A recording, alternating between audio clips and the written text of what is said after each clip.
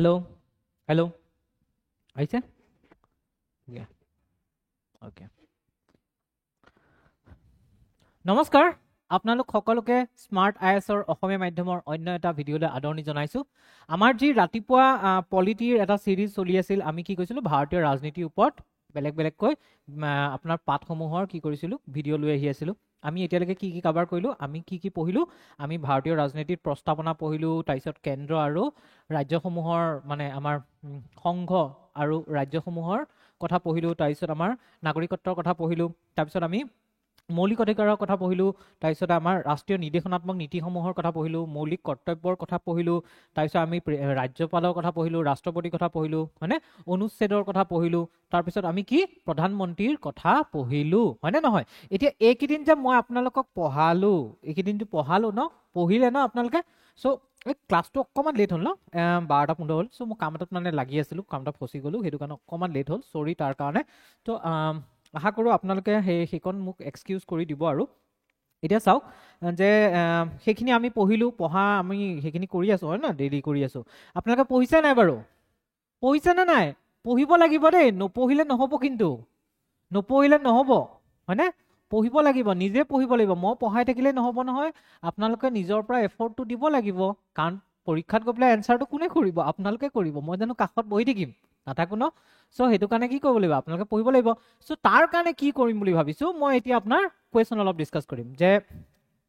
আমি ইমান দিন যিখিনি পঢ়িলো তাৰ কাৰণে আজি কুৱেশ্যন ডিসকাস কৰিম আৰু কাইলৈ এটা টেষ্ট লোৱা হ'ব আপোনালোকৰ যে ইমান দিন যিখিনি পলিটি পঢ়িলো ভাৰতীয় ৰাজনীতি তাৰ ওপৰত এটা টেষ্ট লোৱা হ'ব আৰু টেষ্টটো আপোনালোকে হয়তো আমাৰ এপত গৈ পেলাই আমাৰ এপতে সেইটো দিব পাৰিব মক টেষ্টটো আৰু আপোনাৰ তাৰ কাৰণে যদি কিবা সুধিব লগা থাকে এই নাম্বাৰটোত ফোন কৰিলে গম পাই যাব টেষ্টটো কেনেকৈ দিব পাৰিব কি কৰিব সেইখিনি আৰু বিশেষকৈ আজি আমি কুৱেশ্যন এনসাৰ ডিসকাস কৰিম যে আমি কেনেকৈ কুৱেশ্যন এনসাৰবোৰ সলভ কৰিম মানে কি হয় কুৱেশ্যন এনসাৰবোৰ সলভ কৰাৰ কিছুমান টেকনিক আছে জানে নে কুৱেশ্যন এনসাৰবোৰ সলভ কৰাৰ কিছুমান টেকনিক আছে हे टेक्निक मते क्वेश्चन आंसर सॉल्व কৰিলে হ'ব ওকে ইয়াৰ লগতে মানে क्वेश्चन आंसर কিনি ডিসকাস কৰাৰ আগতে মই এটা কথা কৈ লও যে কালি লাষ্টৰ পিডিএফ পিপিটি টু একদম লাষ্টত গৈ পেলাই কি হৈছিল যেতিয়া আমি প্ৰধানমন্ত্ৰীৰ অন্যান্য কাৰ্যসমূহ ক্ষমতা আৰু কাৰ্যসমূহ পঢ়ি আছিলো তাত মই প্ৰধানমন্ত্ৰীৰ ঠাইত মুখ্যমন্ত্ৰীটো মেনশন কৰি দিলো একচুয়ালি প্ৰধানমন্ত্ৰী আৰু মুখ্যমন্ত্ৰী দুইৰে অন্যান্য কাৰ্যসমূহ একেই হয় কাৰণ ভাৰতৰ প্ৰেক্ষাপটত যদি চাও আমি ভাৰতৰ ছবিত যদি চাও তেতিয়া কেন্দ্ৰীয় চৰকাৰৰ ফালৰ পৰা প্ৰধানমন্ত্ৰী আৰু আমাৰ ৰাজ্যবিলাকৰ ফালৰ পৰা মুখ্যমন্ত্ৰী আৰু যেহেতু কেন্দ্ৰীয় চৰকাৰত প্ৰধানমন্ত্ৰী আৰু ৰাজ্য চৰকাৰৰ মুখ্যমন্ত্ৰীৰ পদবী দুটা অলমোস্ট সিমিলাৰ নিচিনাই হয় হয়নে একে নিচিনাই হয় আৰু তেওঁলোকৰ কাৰ্যপ্ৰণালীবিলাকো একেই হয় আৰু সেইটো কাৰণে মই যিখন লিখি আনিছিলো মুখ্যমন্ত্ৰী বুলি हे मुख्यमंत्री खिनिও আমি কি প্ৰধানমন্ত্ৰীত একচুয়ালি ব্যৱহাৰ কৰিব পাৰো ঠিক আছে সেইটো কাৰণে কওঁ যে ৰাষ্ট্ৰপতিৰ লগত ৰাজ্যপাল পঢ়িব লাগে প্ৰধানমন্ত্ৰীৰ লগত মুখ্যমন্ত্ৰী পঢ়িব লাগে আৰু আমাৰ কেন্দ্ৰীয় চৰকাৰৰ যি মন্ত্ৰী পৰিষদ তাৰ লগত আমাৰ ৰাজ্য চৰকাৰ মন্ত্ৰী পৰিষদ পঢ়িব লাগে আৰু কেন্দ্ৰীয় চৰকাৰৰ যি আমাৰ সংসদৰ বিভিন্ন ধৰণৰ অফিচ বিলাক আছে বিষয়াসকল আছে বা সংসদৰ বিভিন্ন ধৰণৰ প্ৰণালী বিধি বিলাক আছে সেইবিলাক যদি আমি বা সমিতি বিলাক আছে সেইবিলাক যদি আমি পঢ়ো সেইবিলাক আমাৰ ৰাজ্যৰ লগত বহু ক্ষেত্ৰত মিল দেখা যায় সেইখিনি আমাৰ এটা সাবজেক্ট এবাৰ পঢ়িলে আমাৰ দুইটা তাত আমাৰ কি হৈ যাব কভাৰ হৈ যাব ঠিক আছে তো এটো কথা গল এতিয়া কি কালি যিখিনি মই কৈছিলো সেইখিনি মই কি কৈছিলো যে আমাৰ কি হৈছে কি হ'ব কি কৈছিলো তেওঁ নীতি আয়োগৰ কি হৈছে নীতি আয়োগৰ কি হৈছে চেয়াৰম্যান হয় হয়নে আৰু দুই নম্বৰতে ৰাষ্ট্ৰীয় একত্ৰীকৰণ পৰিষদৰ আৰু কিছুমান অধ্যক্ষ হয় ঠিক আছে তাৰ অধ্যক্ষ হয় আন্তঃৰাজ্যিক পৰিষদৰ অধ্যক্ষ হয় ঠিক আছে এখিনি মনত ৰাখিব আৰু দুই নম্বৰতে কি কৈছিলো যে তেওঁ কি কৰে প্ৰধানমন্ত্ৰীয়ে বিশেষকৈ এতিয়া আমাৰ যে ইনভিটেশন বিলাক আহে মানে ৰাষ্ট্ৰীয়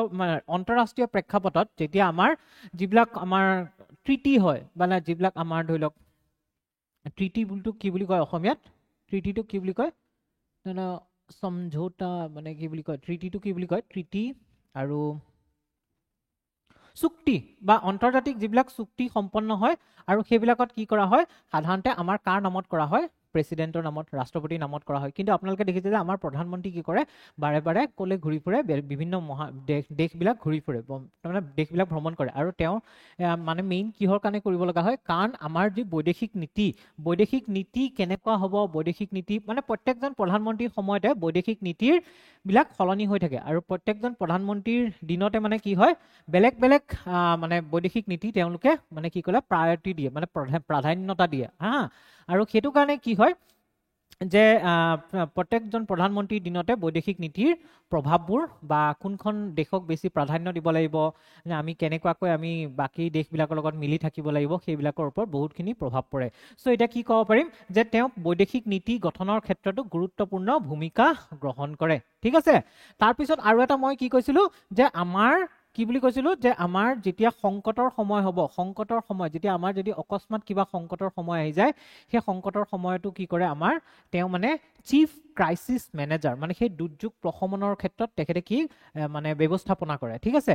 তেওঁ কেন্দ্ৰীয় চৰকাৰৰ মুখ্য মুখপাত্ৰ মানে তেওঁ কি হৈছে কেন্দ্ৰীয় চৰকাৰৰ মুখ্য মুখপাত্ৰ সেইটো কাৰণে যেতিয়া মণিপুৰত প্ৰথমবাৰ আপোনাৰ অশান্তিকৰ পৰিস্থিতিৰ সৃষ্টি হৈছিল সবেই কিবা নহয় কিবা মন্তব্য দি আছিল মণিপুৰৰ ক্ষেত্ৰত কিন্তু প্ৰধানমন্ত্ৰীয়ে সেই সময়ত একো মন্তব্য দিয়া নাছিল তাকে লৈ পেলাই বহুতে কি কৈছে তেওঁক সমালোচনা কৰিছিল যে এতিয়ালৈকে প্ৰধানমন্ত্ৰী কিয় মনে মনে আছে এনেকৈ কৈছিল মোদীজী কিয় মনে মনে আছে কাৰণ কিয় তেওঁ হৈছে মুখপাত্ৰ আৰু মুখপাত্ৰ হোৱা কাৰণে চৰকাৰৰ গোটেই মানে কি হয় গম্ভীৰ বিষয়ৰ ওপৰত চৰকাৰৰ মন্তব্যবোৰ তেখেতে ৰাখিব লাগে ঠিক আছে তেওঁ জৰুৰীকালীন অৱস্থাৰ সময়ত ৰাজনৈতিক পৰ্যায়ত সংকট ব্যৱস্থাত মানে কি হয় চিফ মানে মেনেজমেন্ট হিচাপে মেনেজমেন্ট বা ব্যৱস্থাপনাৰ ক্ষেত্ৰত কি হয় যিবিলাক দুৰ্যোগ সম্পন্ন হৈ যাওক তেনেকুৱা সময়ত কাম কৰে ঠিক আছে ৰাষ্ট্ৰৰ নেতা হিচাপে তেওঁ বিভিন্ন ৰাজ্যৰ বিভিন্ন শ্ৰেণীৰ লোকক সাক্ষাৎ কৰে এইটো মই কৈছিল নে এইটো আমাৰ মুখ্যমন্ত্ৰীৰ ক্ষেত্ৰতো কৈছিল যে আমাৰ কেনেকৈ মুখ্যমন্ত্ৰী ডাঙৰীয়া বিভিন্ন অঞ্চলত গৈ বিভিন্ন লোকক সাক্ষাৎ কৰে ঠিক তেনেদৰে প্ৰধানমন্ত্ৰীয়েও কি কৰিব লাগে তেওঁ ৰাষ্ট্ৰখনৰ মুৰব্বী হিচাপে তেওঁ কি কৰিলে ৰাষ্ট্ৰৰ মুৰব্বী মানে কি তেওঁ আমাৰ চৰকাৰখনৰ মুৰব্বী ৰাষ্ট্ৰৰ মুৰব্বীটো আমাৰ ৰাষ্ট্ৰপতি হৈ গৈছে হয়নে ৰাষ্ট্ৰপতি হৈছে আমাৰ ৰাষ্ট্ৰখনৰ মুৰব্বী কিন্তু আমাৰ চৰকাৰৰ মানে চৰকাৰখনৰ মুৰব্বী হৈছে আমাৰ প্ৰধানমন্ত্ৰী আৰু সেইটো কাৰণে তেওঁ কি কৰিব লাগে বিভিন্ন অঞ্চলত গৈ পেলাই মানুহবিলাকক লগ কৰিব লাগে মানুহবিলাকৰ মানে যিবিলাক মানে তেওঁলোকৰ প্ৰবলেম আছে সমস্যাবোৰৰ বুজ ল'ব লাগে আৰু সমস্যাৰ সমাধানবিলাক তেওঁ কি কৰিব নিৰ্দেশ দিব লাগে হৈছে এইখিনিয়ে আছিল এই স্লাইডটোৱে মানে মই অকমান প্ৰধানমন্ত্ৰীৰ ঠাইত মুখ্যমন্ত্ৰী কৰি দিলোঁ কাৰণ দুইটা একে ন সেইটো কাৰণে মই বস্তুটো পাহৰি থাকিলোঁ বস্তুটো হা আশা কৰোঁ যে আপোনালোকে যিটো কাৰেক্ট মানে শুদ্ধ কৰি পিছত মই পিডিএফটো আপলোড কৰি দিছোঁ সেইটো আপোনালোকে পাইছে পিডিএফটো আৰু মই যিখিনি নোটছ দিম এতিয়াতো এইখিনি নোটছে মানে এইটোৱে যিহেতু এইটো ক্ৰেছ কোৰ্চ চলি আছে ক্ৰেছ কোৰ্চৰ কাৰণে মই অলপ কমকৈ নোটছ দিছোঁ ঠিক আছে মই যিখিনি পিডিএফ দিছোঁ সেইখিনি কমকৈ দিছোঁ কিন্তু মই যেতিয়া আপোনালোকক ফাউণ্ডেশ্যনৰ কাৰণে পঢ়াম ফাউণ্ডেশ্যনৰ কাৰণে মই বিস্তৃতভাৱে আপোনালোকক কি ইয়াৰ ওপৰত নোটছ দি দিম ঠিক আছে ইয়াৰ ওপৰত বুজাই পেলাই আৰু মানে এতিয়াতো আমি অলপ ফাষ্ট পঢ়িব লগা আছে ন বেছিকৈ পঢ়িব লগা আছে মানে কম সময়ত বেছিকৈ পঢ়িব লগা আছে কিন্তু যেতিয়া আমি ফাউণ্ডেশ্যন ক্লাছ কৰিম তেতিয়া বহুত শ্ল'লি যাম লাহে লাহে যাম ঠিক আছে আৰু লাহে লাহে যাওঁতে আমি বহুত বস্তুখিনি ভালকৈ পুংখানুপুংখভাৱে আলোচনা কৰিম কেনেকৈ কি হৈছিল গোটেই উদাহৰণসহ আৰু তাৰ লগতে মই আপোনালোকক ধুনীয়াকৈ নোটছ দি দিম ঠিক আছে মই নোটছবিলাক ভালকৈ প্ৰিপেয়াৰ কৰিম আৰু যাতে আপোনালোকৰ সেইখিনি মেইনছৰ কাৰণেও হৈ যায় ঠিক আছে হ'ব এতিয়া আমি কি কৰোঁ কুৱেশ্যন আৰম্ভ কৰোঁ আৰু আপোনালোকে যদি এতিয়া মই বাৰে বাৰে কওঁ যদি আপোনালোকে কি কৈছে আপোনালোকে যদি বিচাৰে যাতে মই এনেকৈ আপোনালোকৰ কাৰণে সহায় কৰি যাব পাৰোঁ আপোনালোকে যদি মোৰ পৰা কি গাইডেন্স ল'ব বিচাৰে আপোনালোকে যদি মোৰ পৰা অকণমান শিকিব বিচাৰে জানিব বিচাৰে যে মই যাতে আপোনালোকক সহায় কৰিব পাৰোঁ তেতিয়াহ'লে আমাৰ ফাউণ্ডেশ্যন বেটছটো যিটো ষ্টাৰ্ট হ'ব জানুৱাৰীৰ পৰা তাৰ কাৰণে এই নাম্বাৰটো ফোন কৰিব পাৰে আৰু ক্ৰেছ কোৰ্ছো আমাৰ 27 ডিচেম্বৰৰ পৰা ষ্টাৰ্ট হ'ব এই নাম্বাৰটোত ফোন কৰিব পাৰে আমাৰ টেষ্ট চিৰিজ লঞ্চ হ'ব এইকেইদিনতে ঠিক আছে টেষ্ট চিৰিজ আপোনালোকে ল'ব পাৰে যোনে যোনে এইবাৰ প্ৰিলিমছ দিবলৈ গৈ আছে চ' আমাৰ আজিৰ এই ছেশ্যনটোৰ মোৰ মেইন উদ্দেশ্য হৈছে যে আমি যিখিনি কুৱেশ্যন এনচাৰ মানে আজিলৈকে যিখিনি পঢ়িলোঁ সেইখিনিৰ ওপৰত যি কুৱেশ্যন এনচাৰ হ'ব পাৰে সেই কুৱেশ্যন এনচাৰখিনি আমি এবাৰ প্ৰেক্টিছ কৰি চাওঁ তেতিয়া হয়তো আমি এইটো গম পাম যে আমি পঢ়ি থকাখিনি আমি পঢ়াৰ ধৰণে সঠিক হৈছেনে আৰু 2 নম্বৰতে কিছুমান কুৱেশ্যন এনচাৰ শুদ্ধ কৰিবৰ কাৰণে কিছুমান ট্ৰিক্স লাগে মানে আপুনি তাত গৈ পেলাই কি হ'ব জানে আপুনি তাত যেতিয়া পৰীক্ষা হলত বহিব ন নৰ্মেলি যেতিয়া মক টেষ্টো দিব বা ঘৰত প্ৰেক্টিছ কৰিব তেতিয়া এটা কুল মাইণ্ডত মানে কৰা যায় কিন্তু পৰীক্ষা হলত গৈ পেলাই অট'মেটিক মানে কি হৈ যায় মানুহ পেনিক হৈ যায় যিবিলাক চিৰিয়াছ কেণ্ডিডেট থাকে তেওঁলোক পেনিক হৈ যায় ঠিক আছে পেনিক হৈ যোৱাৰ কাৰণে কি হয় তেওঁলোকে যি মানে বস্তুবোৰ ভালকৈ পঢ়িবলৈ সময় নাথাকে আৰু নাথাকি পেলাই ভুল কৰি দিয়ে কিন্তু আপোনালোকে ভালকৈ পঢ়িব লাগিব আৰু একেটা অপশ্যনকে বাৰে বাৰে পঢ়িব লাগিব তেতিয়াহে বেছি আপোনালোকৰ কাৰ্য হ'ব কাম হ'ব মানে ভাল কাম হ'ব ঠিক আছে এতিয়া চাওক কি কৈছে ভাৰতীয় সংবিধানৰ এই ছেশ্যনটোত মই কি কৰোঁ মই একচুৱেলি যেতিয়া মানে এনেকুৱা ধৰণৰ কুৱেশ্যনবিলাক আনো কুৱেশ্যনবিলাকত ইংলিছ আৰু অসমীয়া দুইটাই ৰাখোঁ কাৰণ মই এইটো নিবিচাৰোঁ যে অকল অসমীয়া মাধ্যমৰ ষ্টুডেণ্টখিনিয়ে মানে এই কুৱেশ্যনখিনি প্ৰেক্টিছ কৰক ইংলিছ মাধ্যমৰ ষ্টুডেণ্টখিনিও যাতে ইংলিছ মিডিয়ামৰ ষ্টুডেণ্টখিনিও কুৱেশ্যনখিনি প্ৰেক্টিছ কৰিব লাগে ঠিক আছে এতিয়া হৈছে ভাৰতীয় সংবিধানৰ প্ৰস্তাৱনা সন্দৰ্ভত তলৰ কোনটো মন্তব্য সঠিক অ'কে প্ৰস্তাৱনা আমি পঢ়িছিলোঁ ন আমি পঢ়িছিলো প্ৰস্তাৱনা মানে প্ৰিএম্বল মানে প্ৰিএম্বলৰ ক্ষেত্ৰত কোনটো মন্তব্য সঠিক বুলি কৈছে কি কৈছে ইট ডিক্লেয়াৰ্স মানে ই ভাৰতক এখন সাৰ্বভৌম কি আছিল সোভৰেইন সমাজবাদী সোশিয়েলিষ্ট ধৰ্মনিৰপেক্ষ সেকুলাৰ গণতান্ত্ৰিক কি আছে ডেমক্ৰেটিক গণৰাজ্য ৰিপাব্লিক হিচাপে ঘোষণা কৰেনে বাৰু কৰেনে এতিয়া চাওক এক নম্বৰতে এটো কৰে বুলি ধৰি ললো ঠিক আছে এটো কৰে ঠিক আছে কৰে কাৰণ কি ভাৰতক কি বুলি কৈছিলে সোভৰেইন সোশিয়েলিষ্ট সেকুলাৰ ডেমক্ৰেটিক ৰিপাব্লিক তাৰ মানে সাৰ্বভৌম সমাজবাদী ধৰ্মনিৰপেক্ষ গণতন্ত্ৰ আৰু গণৰাজ্য তাৰ পিছত কৈছে ইয়াক মূল সংবিধানৰ অংশ হিচাপে যোগ কৰা হৈছিল ঠিক আছে 2 নম্বৰত কি কৈছে যে আমাৰ প্ৰস্তাৱনাটো মূল সংবিধানৰ অংশ হয়নে সংবিধানৰ অংশ আপোনাৰ কেছ কিটা যে পঢ়িছিলো বেৰুবাৰী ইউনিয়নৰ কেছ তাৰ পিছত আমি কি পঢ়িছিলো আপোনাৰ হেৰি পঢ়িছিল ন কেশৱানন্দ ভাৰতী কেছ মনত আছে নে তাৰ পিছত 3 নম্বৰটো কৈছে ই সংবিধানৰ এক অন্যায়সংগত অংশ মানে কি কৈছে যে আমি প্ৰস্তাৱনাটো কি কৰিব নোৱাৰো অন্যায়সংগত মানে যাক মানে কোৰ্টে কি কৰিব নোৱাৰে ফোৰ্স কৰিব নন জাস্টিসিয়েবল যাক কোৱা হয় ফোৰ্স কৰিব নোৱাৰে সো এটো শুদ্ধ হয় নে নহয় এটো শুদ্ধ হয় ই সংবিধানৰ এক অন্যায়সংগত অংশ হয় মানে অন্যায়সংগত কিহৰ কাৰণে হয় কাৰণ এটো নন জাস্টিসিয়েবল হয় ইয়াক কোৰ্টে কি কৰিব নোৱাৰে ফোৰ্স কৰিব নোৱাৰে যে প্ৰিএম্বলত বা প্ৰস্তাৱনাত এটো লিখা আছে কাৰণে এটো কৰিবই লাগিব বা প্ৰস্তাৱনাটোক মানে বলপূৰ্বকভাৱে বলবৎ কৰাব নোৱাৰে তাৰ পিছত কৈছে ইয়াক মূল সংবিধানৰ অংশ হিচাপে যোগ কৰা হৈছিল মূল সংবিধানৰ অংশ ঠিক আছে মেইন যিখন কনস্টিটিউশন তাৰ পাৰ্ট হিচাপে অংশ মানে ইয়াক অংশ মানে ভৰুৱা গৈছিলে ঠিক আছে ইয়াত সুমুৱা গৈছিলে এটা কোৱা নহয় যে পিছত ইয়াক অনুমোদন কৰি পেলাই কি কৰা সুমুৱা গৈছিল সো ইয়াত কি শুদ্ধ একো শুদ্ধ দুয়ো শুদ্ধ তিনিও শুদ্ধ এনসাৰটো কি হ'ব গ 1 2 3 তিনিওটাই শুদ্ধ হৈছে হল প্ৰথম কথা আমি গম পালো ফাৰ্স্ট কোৱেশ্চনটো আমি ধুনিয়াকে কৰিলো হৈছে বুজি পালে ইয়াত হ'ব সি তাৰ পিছৰ কোৱেশ্চনটো চাওক তাত কি আছে ভাৰতীয় সংবিধান অনুসৰি সংঘ শব্দটোৰ ইউনিয়ন যে শব্দটো দিছিলো ইউনিয়ন শব্দটো দিছে ইউনিয়ন অফ ষ্টেটস বুলি কৈছিল নহয় কোট কৈছিলে অনুচ্ছেদ 1ত কৈছিল মনত আছে অনুচ্ছেদ 1ত যে কৈছিলে মই যে কৈছিলো যে অনুচ্ছেদ 1ত কি বুলি কৈছে ইউনিয়ন অফ ষ্টেটস বুলি কোৱা আছিল হয়নে আৰু তাত কি বুলি কৈছিল ভাৰতৰ নামটো ইণ্ডিয়া দ্যাট ইজ ভাৰত এনেকে কোৱা গৈছিল হয়নে কি কৈছে ভাৰতৰ ভূখণ্ডসমূহৰ ভিতৰত আছে ৰাজ্য আৰু কেন্দ্ৰীয় শাসিত অঞ্চলসমূহ হয়নে বাৰু ভাৰতৰ ভূখণ্ডৰ ভিতৰত কি আছে ভাৰতৰ যেটো ভূখণ্ড বুলি কোৱা লাগে ইন্ডিয়ান টেৰিটৰি বুলি কব ঠিক আছে নে ইন্ডিয়ান ইউনিয়ন বুলি কোৱা লাগে আমাৰ অকল ৰাজ্যখিনি বুজায় কিন্তু আমাৰ যেটা টেৰিটৰি বা ভূখণ্ড বুলি কোৱা হয় তাত আন্দামান নিকোবৰ লাক্ষাদ্বীপ বা বাহিৰত যদি কিবা ভাৰতৰ পিছত ভৱিষ্যতে ভাৰতে কিবা অংশ মানে কিবা যদি ধৰি লওক ভূখণ্ড মানে ভাৰতে লাভ কৰে তেতিয়া তাকো কি বুলি টেৰিটৰি ভিতৰত ধৰা যাব হয়নে সেট কি কৈছে ভাৰতৰ ভূখণ্ডৰ ভিতৰত ৰাজ্য আৰু কেন্দ্ৰীয় শাসিত অঞ্চলসমূহ আছে সো এটো শুদ্ধ হৈছে তাৰ পিছত যে সংসদৰ দ্বাৰা গৃহীত কোনো আইন অবিহনে ৰাষ্ট্ৰপতিয়ে নতুন ৰাজ্য গঠন কৰিব পাৰে এতিয়া ৰাজ্য গঠনৰ ক্ষেত্ৰত আমি কি চাইছিলো যে ৰাষ্ট্ৰপতিয়ে ৰাজ্য গঠনৰ ক্ষেত্ৰত কি কৰিব পাৰে ৰাষ্ট্ৰপতিয়ে মানে তেও এটা অনুমোদন দিব লাগিব তাৰ কাৰণে আৰু অনুমোদন ৰাষ্ট্ৰপতিৰ অনুমতি লৈ তেনেকুৱা এখন ৰাজ্য গঠন কৰিবৰ কাৰণে আপোনাৰ প্ৰস্তাৱ এখন আমাৰ সংসদত আনিব লাগিব কিন্তু অনুমোদনৰ আগতে ৰাষ্ট্ৰপতিয়ে সেই প্ৰস্তাৱটো মানে কালে পঠিয়াব লাগিব সেই যিখন ৰাজ্যক মানে ইম্পেক্ট পেলাব যিখন ৰাজ্যৰ মানে চেঞ্জ হ'ব পাৰে সলনি হ'ব পাৰে সেইখন ৰাজ্যলৈ পঠিয়াব তাৰ বিধানসভালৈ আৰু তেওঁলোকে কোনবা এটা সময় পিৰিয়ড বান্ধি দিব যে ইমান সময় পিৰিয়ডৰ ভিতৰত কি উত্তৰ দিব লাগিব কিন্তু তেওঁলোকে যিয়ে উত্তৰ নিদিয়ক কিয় তাৰ ওপৰত ৰাষ্ট্ৰপতি কোনো বাধ্যবাধকতা নাই ৰাষ্ট্ৰপতিয়ে নিজে সলনি কৰি দিব পাৰে মানে সংসদৰ জৰিয়তে সলনি কৰি দিব পাৰে ৰাজ্য চৰকাৰে যিয়ে নকক ঠিক আছে এতিয়া ইয়াত কি কৈছে সংসদৰ দ্বাৰা গৃহীত কোনো আইন অবিহনে ৰাষ্ট্ৰপতিয়ে নতুন ৰাজ্য গঠন কৰিব পাৰে মানে এতিয়া চাওক আইন নোহোৱাকে জানো ৰাষ্ট্ৰপতিয়ে গঠন কৰিব পাৰিব নোৱাৰে কাৰণ কিয় সংসদে তাৰ ওপৰত এখন কি কৰিব লাগিব আইন বনাব লাগিব বিধেয়ক এখন পাছ কৰিব লাগিব হয় না সো এটো শুদ্ধ নহয়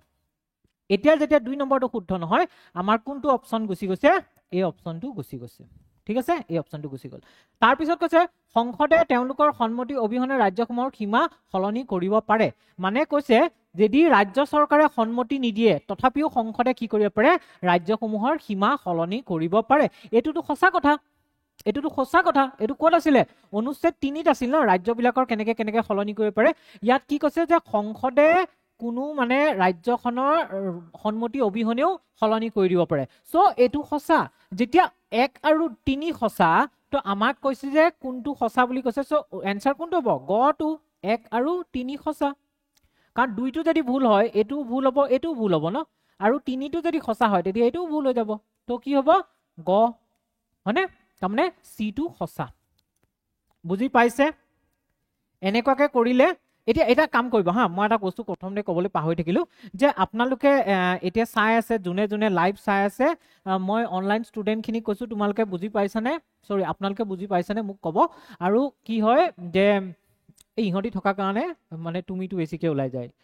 ইহঁতক এওঁলোকক মানে কি কোৱা হয় তুমি কৈ থকা যায় ন এতিয়া চাওক অনলাইন ষ্টুডেন্ট খিনিক মই কৈছো আপোনালোকে কি কৰিব এই মই যেতিয়া কুৱেশ্যনটো দেখুৱাইছো কুৱেশ্যনটো আপোনালোকে প্ৰথম পজ কৰি পেলাই নিজে লাগিলে কৰিবলৈ চাব পাৰে মানে কৰি চাব পাৰে বা পিছত যেতিয়া আমি এটো ইউটিউবত আপলোড কৰাৰ পিছত যোন ষ্টুডেন্ট খিনিয়ে চাব তেওঁলোকক মই এটা কথাই কওঁ যে আপোনালোকে কি কৰিব যে ফাৰ্স্ট বস্তুটো পজ কৰি পেলাই নিজে কৰি চাব ট্ৰাই কৰিব তাৰ পিছত মই কি বুজাইছো হেতু চাব তাৰ নেক্সট কুৱেশ্যনটো হৈছে যে ভাৰতীয় নাগৰিকত্ব সম্পৰ্কীয় তলৰ কোনটো মন্তব্য সঠিক জন্ম বংশ পঞ্জীয়ন আৰু স্বাভাৱিকৰণৰ ঠাইত আমি এটোও ক'ব পাৰো কি বুলি ক'ম পাৰো কি আছে প্ৰাকৃতিকীকৰণ ঠিক আছে নে প্ৰাকৃতিকৰণৰ জৰিয়তে নাগৰিকত্ব লাভ কৰিব পাৰে হয়নে কাৰণ আমি কি কৈছিলো জন্ম নাগৰিকত্ব লাভ কৰিবলৈ কি কৰিব পাৰে জন্মৰ থ্ৰুদি পাৰে তাৰ পিছত কি আছিলে বংশৰ থ্ৰুদি পাৰে বাই ডিসেন্ট তাৰ পিছত কি আছিলে ৰেজিষ্ট্ৰেচনৰ থ্ৰুদি পাৰে যেটোক আমি কি বুলি কওঁ পঞ্জীয়ন কৰি পেলাই বা নেচাৰালাইজেচন যাক প্ৰাকৃতিকৰণ বা স্বাভাৱিকৰণ বুলি কোৱা হয় ঠিক আছে এতিয়া ইয়াত শুদ্ধ এটো হৈছে শুদ্ধ এই অপচনটো শুদ্ধ কাৰণ এই গুটেই কিটা জৰিয়তে নাগৰিকত্ব পাব পাৰি তাৰ পিছত 1950 চনৰ 26 জানুৱাৰীত বা তাৰ পিছত ভাৰতত জন্মগ্ৰহণ কৰা ব্যক্তি এজন ভাৰতীয় নাগৰিক ঠিক আছে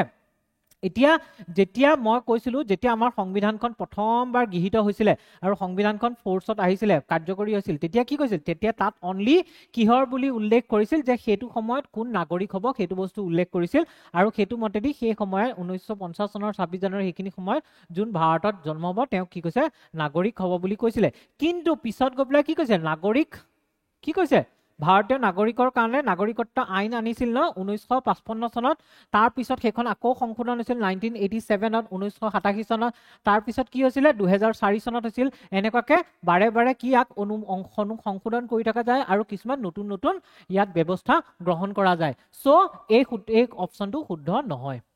ঠিক আছে এই অপচনটো শুদ্ধ নহয় অকল এনেকুৱা নহয় যে 1950 পিছতে যোন জন্ম হৈছিল তেওঁ হ'ব কিন্তু তাত বেলেগ বেলেগ ব্যৱস্থা কৰিছিল তাৰ পিছত আছে এজন ভাৰতীয় নাগৰিকে 1955 চনৰ নাগৰিকত্ব আইনৰ অধীনত নিজৰ নাগৰিকত্ব ত্যাগ কৰিব পাৰে আছে না নাগৰিকত্ব ত্যাগ কৰাৰ কাৰণে তিনটা আছিল নহয় কি কৈছিল যে নাগৰিকত্ব ত্যাগ কৰিবলৈ তেওঁ স্বইচ্ছাই নাগৰিকত্ব ত্যাগ কৰিব পাৰে বা যদি নাগৰিকত্ব তেওঁ বেলেগ এখন দেশৰ নাগৰিকত্ব লৈ লয় তেতিয়া নাগৰিকত্ব বাতিল হয় মানে এনেকুৱা ধৰণৰ কি আছে আপোনাৰ নাগৰিকত্বৰ সুবিধাসমূহ আছিল হয় নাই নাগৰিকত্ব বাতিল কৰিব পৰা নাগৰিকত্ব ত্যাগ কৰিব পৰা সুবিধাসমূহ আছিল সো তাৰ ওপৰত ভিত্তি কৰি আৰু হেতু কোট মেনশন কৰা আছিল 1955 চনৰ যদি নাগৰিকত্ব আইন আছিল সেই আইনত মেনশন কৰা আছিল সো এই এনসাৰটো শুদ্ধ হয় এই অপচনটো শুদ্ধ হয় তো আমাৰ কি শুদ্ধ থাকিলে 1 and 3 শুদ্ধ হল 1 and 3 তাৰ মানে এনসাৰটো কোনটো হ'ব খ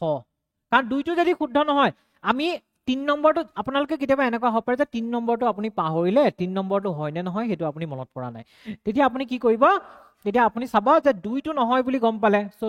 দুটা থকা অপচন দুটা কেনসেল এটা অপচন কেনসেল হলে থাকিব কোনটা এটো অপচন এটোটা থাকিব ইয়াত এতিয়া আপুনি মানে কনফিউজ হৈ আছে যে 1 আৰু 3 ভিতৰত অকল 1 টো হ'ব না 3 টো হ'ব এটা 50-50 চান্স আহি গল তেতিয়া আপোনালোকে অকমান লজিক লগাব নিজৰ কমন সেন্স লগাব লজিক লগাব যে নাগৰিকত্ব আইনখনত যদি কেনেকৈ আপোনাৰ নাগৰিক হ'ব পাৰি হেতু যদি উল্লেখ থাকে কেনেকৈ নাগৰিকত্ব হেৰুৱাব পাৰি হেতুটো উল্লেখ থাকিব সো এটুটো আপোনাৰ এটা জেনাৰেলাইজ স্টেটমেন্ট হয় ন স্বাভাৱিক এটা মন্তব্য হয় এটুটো কোনো ধৰণৰ ফ্যাক্ট নাই ইয়াত কোনো ধৰণৰ আপোনাৰ তথ্য দি থকা নাই সো ইয়াত কি হৈছে এটু আপোনাৰ শুদ্ধ সো এনসাৰটো হ'ব খ হ'ব বি বুজি পাইছে কেনেকে এনসাৰবোৰ সলভ কৰিব পাৰিব আৰু এই সেশনটো ন অকল আমাৰ অসমীয়া মিডিয়ামৰ নহয় ইংলিশ মিডিয়ামৰ ষ্টুডেন্ট খিনিৰ কাৰণে ছাত্ৰ ছাত্ৰীৰ বাবেও এটো আপোনাৰ লাভৱান হ'ব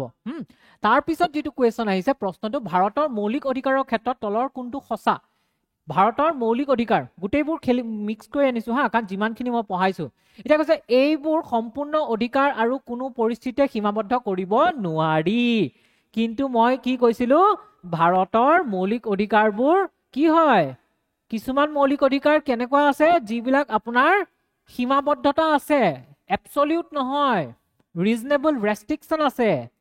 সীমাবদ্ধতা আছে, ন্যায়সংগত সীমাবদ্ধতা আছে, হয় নে? সো প্ৰথম বাক্যটোতে ক'লে যে ভাৰতৰ কোনো পৰিস্থিতিতে সীমাবদ্ধ কৰিব নোৱাৰি। পাৰি জানো? নোৱাৰি। মই ক'লো ন সীমাবদ্ধতা আছে। সো কি হয়, এইটো অপশ্যন, এইটো মানে মন্তব্যটো ভুল। 2 নম্বৰত আছে সেইবোৰ ন্যায়সংগত আৰু আদালতৰ দ্বাৰা বলবৎ কৰিব পাৰি। আমি কি পঢ়িছিলো যে ভাৰতৰ যি নিৰ্দেশনাত্মক নীতি আছিল, নিৰ্দেশনাত্মক নীতি মানে যাক আমি ডিপিএছপি বুলি কওঁ, ডিপিএছপিবোৰ কি কৰিব নোৱাৰি, বলবৎ কৰিব নোৱাৰি ফোৰ্সফুলি, কাৰণ ডিপিএছপিবোৰ ন্যায়সংগত নহয়। কিন্তু আমাৰ যি মৌলিক অধিকাৰ আছে, মৌলিক অধিকাৰখিনি ন্যায়সংগত হয়, কাৰণ আমি যেতিয়াই আমি অনুভৱ কৰোঁ যে আমাৰ মৌলিক অধিকাৰ খৰ্ব হৈছে, তেতিয়া আমি কি কৰিব পাৰোঁ, আমি আমাৰ সুপ্ৰিম কোৰ্ট বা হাই কোৰ্টৰ ওচৰত যাব পাৰোঁ, গৈ পেলাই কি কৰিব পাৰিম, আমি আমাৰ মৌলিক অধিকাৰ খৰ্ব হোৱাৰ বিৰুদ্ধে অভিযোগ দাখিল কৰিব পাৰিম। সো তেতিয়া ন্যায়ালয়ে কি কৰিব পাৰিব, বলবৎ কৰাব পাৰিব। সো এই বাক্যটো শুদ্ধ, কৰিব পাৰি বুলি কৈছে, পাৰি নোৱাৰি, ঠিক আছে। এটা can be, can not be, এইবিলাক বস্তু আপোনালোকে ভালকে মন কৰিব, কাৰণ এইখিনিতে খেলটো লুকাই থাকে। মই কালি কি কৈছিলো, গোটেইখন শব্দৰ খেল, গোটেইখন কি হৈছে, শব্দৰ খেল। কেতিয়াবা পেনিক হ'ল, বহুত ভয় খাইছে, এতিয়া কি হ'ব, কি হ'ব, হ'ব না হ'ব না, চবেই কৰি আছে দেখিছে, তেতিয়া আমি বোলে এই পাৰিটোকে নোৱাৰি বুলি দেখি গলো, পঢ়োতে পাৰি আছিলে কিন্তু পঢ়িলো বোলে নোৱাৰি, হৈছে তো ভুল হৈ যাব, হয় নে? সেইটো কাৰণে আমি কি কৰিব লাগিব, কুল মাইণ্ডত একদম শান্ত, মনটো শান্ত কৰি ৰাখি পেলাই আমি এনচাৰখিনি কৰিব লাগিব। এইটো বুজি পালে? তাৰপিছত হৈছে এইবোৰ ভাৰতৰ সকলো নাগৰিকৰ আৰু বিদেশীৰ বাবে প্ৰযোজ্য। এতিয়া চাওক, 1 নম্বৰটো ভুল, 1 নম্বৰটো ভুল বুলি কোৱাৰ লগে লগে আমি গম পালো যে এইটোও ভুল, এইটোও ভুল, ঠিক আছে।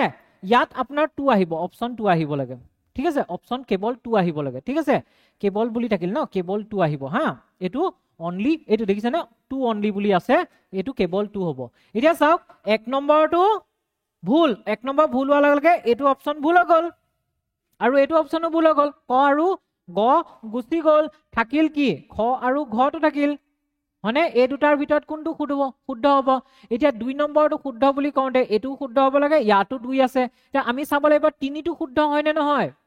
3টোত কি কৈছে, এইবোৰ ভাৰতৰ সকলো নাগৰিক আৰু বিদেশীৰ বাবে প্ৰযোজ্য।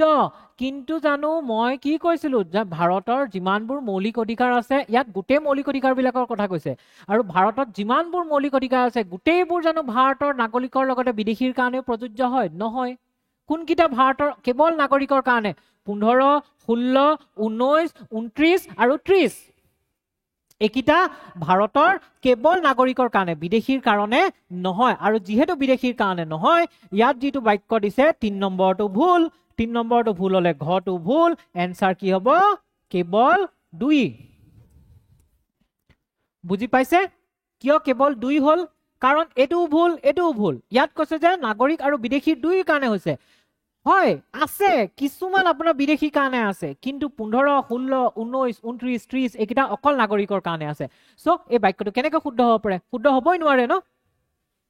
বুজি পাইছে? লজিকবোৰ কেনেকৈ লগাব লাগিব গম পাইছে পঢ়োতে? এতিয়া চাওক, মই যি পঢ়াইছিলো, মই জানো বেয়া পঢ়াইছিলো? মই জানো ভুলকে পঢ়াইছিলো? যদি আপোনালোকে পাৰিছে, মোৰ ক্লাছকেইটা মন দি কৰিছে, কৰাৰ পিছত যদি পাৰিছে, তাৰ মানে কি মই আপোনালোকক ভুল দিশত লৈ যোৱা নাই, মই যিখিনি পঢ়াইছো সেইখিনিৰ পৰা আপোনালোকে কুৱেশ্যন কৰিব পাৰিছে। আৰু যদি আপোনালোকে নোৱাৰিছে, তাৰ মানে আপোনালোকে ভালকে পঢ়া নাই, দুখটো মোৰ নহয়, কিন্তু কোনো পধ্যে মোৰ দুখ নহয় হা। মই গিল্টি হ'ব নোৱাৰো, মানে I am not guilty, okay. And it's your responsibility, হয়নে? এইটো আপোনালোকৰ দায়িত্ব, আপোনালোকে পঢ়াটো, হয়নে? নেক্সট, নিম্নলিখিত কোনটো ভাৰতীয় সংবিধানৰ অধীনত মৌলিক কৰ্তব্য হিচাপে অন্তৰ্ভুক্ত কৰা হৈছে? মৌলিক কৰ্তব্য, মৌলিক কৰ্তব্য মনত ৰাখিব, সোৱৰণ সিং কমিটি 1976, 1976 কিমান 42তম সংশোধন কেইটা আহিলে? তাৰপিছত বাৰ্মা কমিটিও আছিল 99ত, 99 চনৰ। তাৰপিছত কেইটা আহিলে? 11টা মৌলিক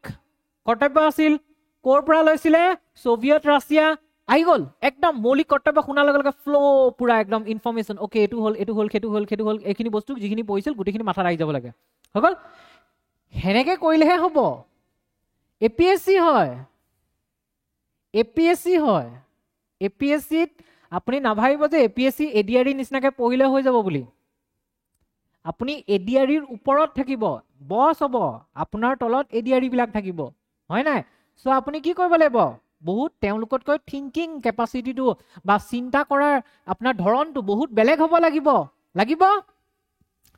এতিয়া চাওক মৌলিক কৰ্তব্যৰ ক্ষেত্ৰত কি কলো ভাৰতৰ সাৰ্বভৌমত্ব একতা আৰু অখণ্ডতাক সমৰ্থন কৰা আৰু ৰক্ষা কৰা আছিল নে মৌলিক কৰ্তব্যত কি আছিল কৈছিল নে ভাৰতৰ কি সাৰ্বভৌমত্ব একতা অখণ্ডতা সমৰ্থন ৰক্ষা কৰা বাৰু এটো আপোনালোকে কনফিউজ হৈছে পিছত এটো চাম বাকি কিটা আগতে চাই লওঁ সম্প্ৰীতি হয় না সম্প্ৰীতি হয় মইতো সম্প্ৰীতিয়ে কৈ থাকো সম্প্ৰীতি হয় না সম্প্ৰীতি হয় মোক জনাবচোন যদি এটো সম্প্ৰীতি হয় তেতিয়াহলে মোৰ ভুল হৈছে আৰু এটো সম্প্ৰীতি হ'ব পাৰে মোক ক'ব এটো জনাব হা মই সম্প্ৰীতি বুলিয়ে কওঁ সম্প্ৰীতি আৰু সাধাৰণ ভাতৃত্ববোধৰ মনোভাৱ বৃদ্ধি কৰা ওকে কক হাৰমনি মানে ৰাখিব দিছে আৰু ফ্ৰেটাৰনিটি ঠিক আছে ব্ৰাদাৰহুডৰ কথা কৈছে সো এটুটো আছে এটু আমি জানো এটু আছে যদি এটু আছে তেন্তে ঘ নম্বৰটো ভুল কাৰণ 2 নম্বৰটো এই তিনটাতে আছে তাৰ পিছত কৈছে পৰিবেশ বনাঞ্চল আৰু বন্যপ্ৰাণী সুৰক্ষিত কৰা এটু আছিল মানে 3 নম্বৰ যদি আছে এটু ভুল এটু গল এটু হ'ব পাৰে হয়তো এটু হ'ব পাৰে ঠিক আছে তাৰ পিছত আছে ভাৰতৰ সাৰ্বভৌমত্ব একতা আৰু অখণ্ডতাক কি কৰা ৰক্ষা কৰা তো এটা কোনটো হ'ব শুদ্ধ উত্তৰ গ গোটেই কিটা হয় হৈছে গ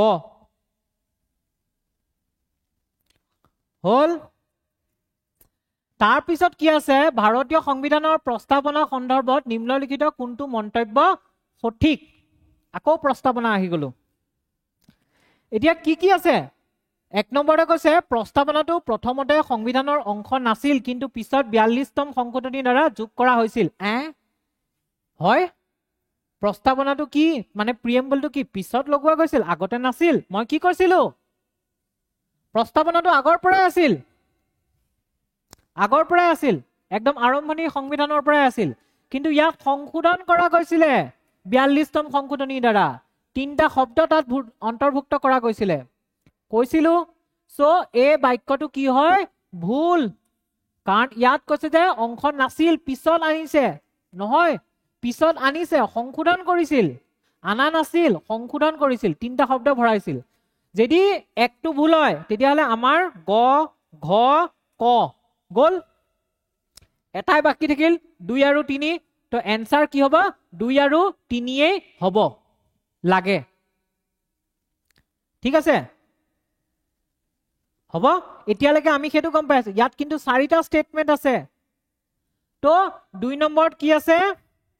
যে প্ৰস্তাৱনাত ভাৰতক এখন ধৰ্মনিৰপেক্ষ দেশ বুলি ঘোষণা কৰা হৈছে